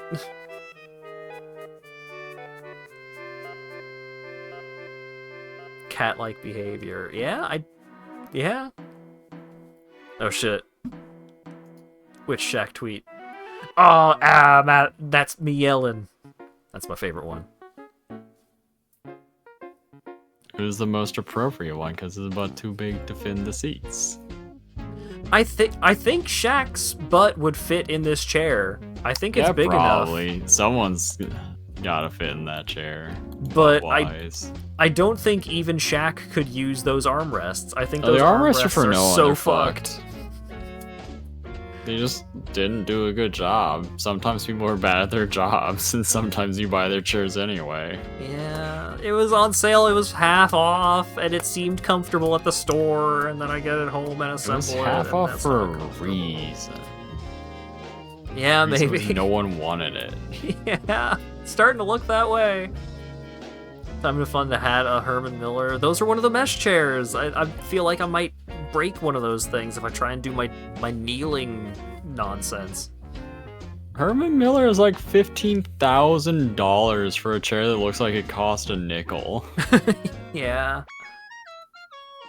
I think Office Depot has everything on perma sale. Allegedly that sale ended Saturday. Technically yesterday because it's past midnight here. Secondhand office furniture. Well, now Yeah, we got failed businesses around here. You could get some good secondhand office furniture. That's true, but Office Depot does not offer refunds for assembled furniture. You can get it exchanged for other furniture, but they don't offer refunds. They don't offer like full returns. So I don't know what we're going to do about that. Well, there's the pawn shop that sells all the stolen merchandise. They just got True. cracked down on, though. So you're probably just out of luck. Yeah. I don't know what we're going to do about that stupid chair. We had a pawn shop that was selling stuff with a security tag still on it. Hell yeah. Well, I say hell yeah, but also fuck that kind of place. That kind of place is how They were not paying their taxes at all. great. Yeah, one time when my family moved, we hired some shady movers, and they took several of our TVs and fucking sold them to a pawn shop, and we had proof that it was their TVs. And we contacted the police, and the police were like, I don't know. It seems like it would be really hard to actually prove it's your televisions, so we're just gonna let them do that. We're just gonna let them do whatever they want. And they did. Yeah. And that's why I bought this shirt. Yeehaw!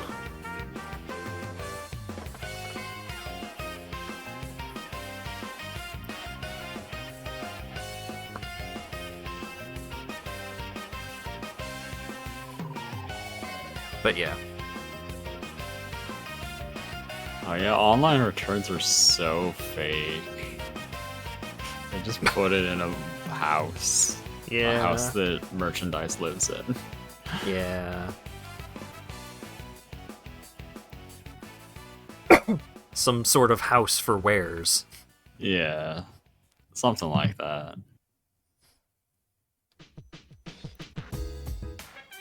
Alright. I think that's all we've got to talk about for now. I will keep people updated on the continuation of the chair saga, however that ends up shaking out. But, stores that sell for $1 on Wednesdays. We gotta figure out what's at that fucking bin store, dude. I gotta know. Dude, it's somewhere else now. It's in like a No, parking it's lot. nearby. Me and Colt passed by it when we were going to Office Depot. Oh, you It's found like, it? They're at another new location yeah, now? it's still in that area. I don't know, man. It's been a while. They're probably in another place now. Yeah, maybe. You probably have to look at their Facebook and see what parking lot they're in. They're like animal art crimes. Hell yeah. They just show up. Thank you, Sick Kaiju, and the Spaced Goat for the follows, and Ash for the gift sub. Yeah, again, upcoming streams. Monday is going to be Order of Ecclesia. Tuesday is going to be Like a Dragon, Infinite Wealth, Dunduko Island shenanigans. And Thursday is going to be more Uncle Chop's Rocket Shop. I don't know what next Thursday is going to be. Maybe Astrobot, maybe something else. I don't know. But... we have to fly out to A&E on Thursday. oh god, no, you shut your mouth. I would die. You've had time to recover. Uh, Get it together. you're right. Cons this is every my fault. weekend. Let's fucking go. But yeah, had a fantastic time at A&E. Really happy to meet up with everyone that we met up with there, and hopefully I'll see you all again next A&E in person, because that was rad. Thanks again, LawyerDog, for chatting with me, going over the weekend and all that cool, talking about all the cool stuff we did. It was great. Yeah. And got any products you want to plug this week? Oh shit, yeah. anything you right, I wanna forgot. talk Hold up? on. Anything important that the people need to know about? Yeah. Hold on. I have it here somewhere. You're gonna have to... I linked it earlier, but I need to link it again. Oh fuck. oh shit. Wait, I can't actually get it. Imager is not letting me. Oh no. What the fuck? What happened? It's just denying me. Wait, here we go. Let's fucking go.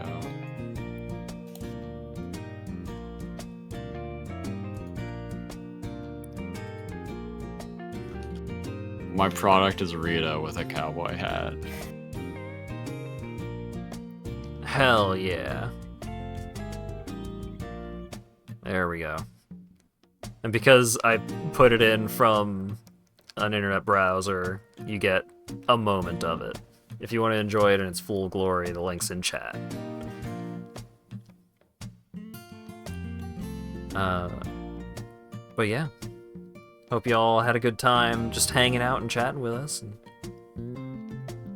Oh, who's up? Who's streaming? Is Sheep streaming? Sheep is streaming? Oh, Jim Goblin is also doing a fundraiser for helping a friend move. Digi is streaming Lost Planet. Zeldrick is streaming Turbo Overkill. And I hope they can find the planet. Umpuko is streaming... It says that he's streaming Salmon Max Beyond Time and Space, but he's looking at a web page, and I don't know what... I don't know what's going on there. You're playing website. So, any of those good friends of the stream, if you go hang out with those folks, let them know I sent you. I think we're gonna raid Jim, because I don't get to raid Jim that often because he streams at different times than I. But yeah. Thanks again, everyone, for showing up and hanging out and chatting and all that good stuff. Thanks, LawyerDog, for hanging out, and hopefully I'll see y'all again on Monday. Yeah. Have a good one.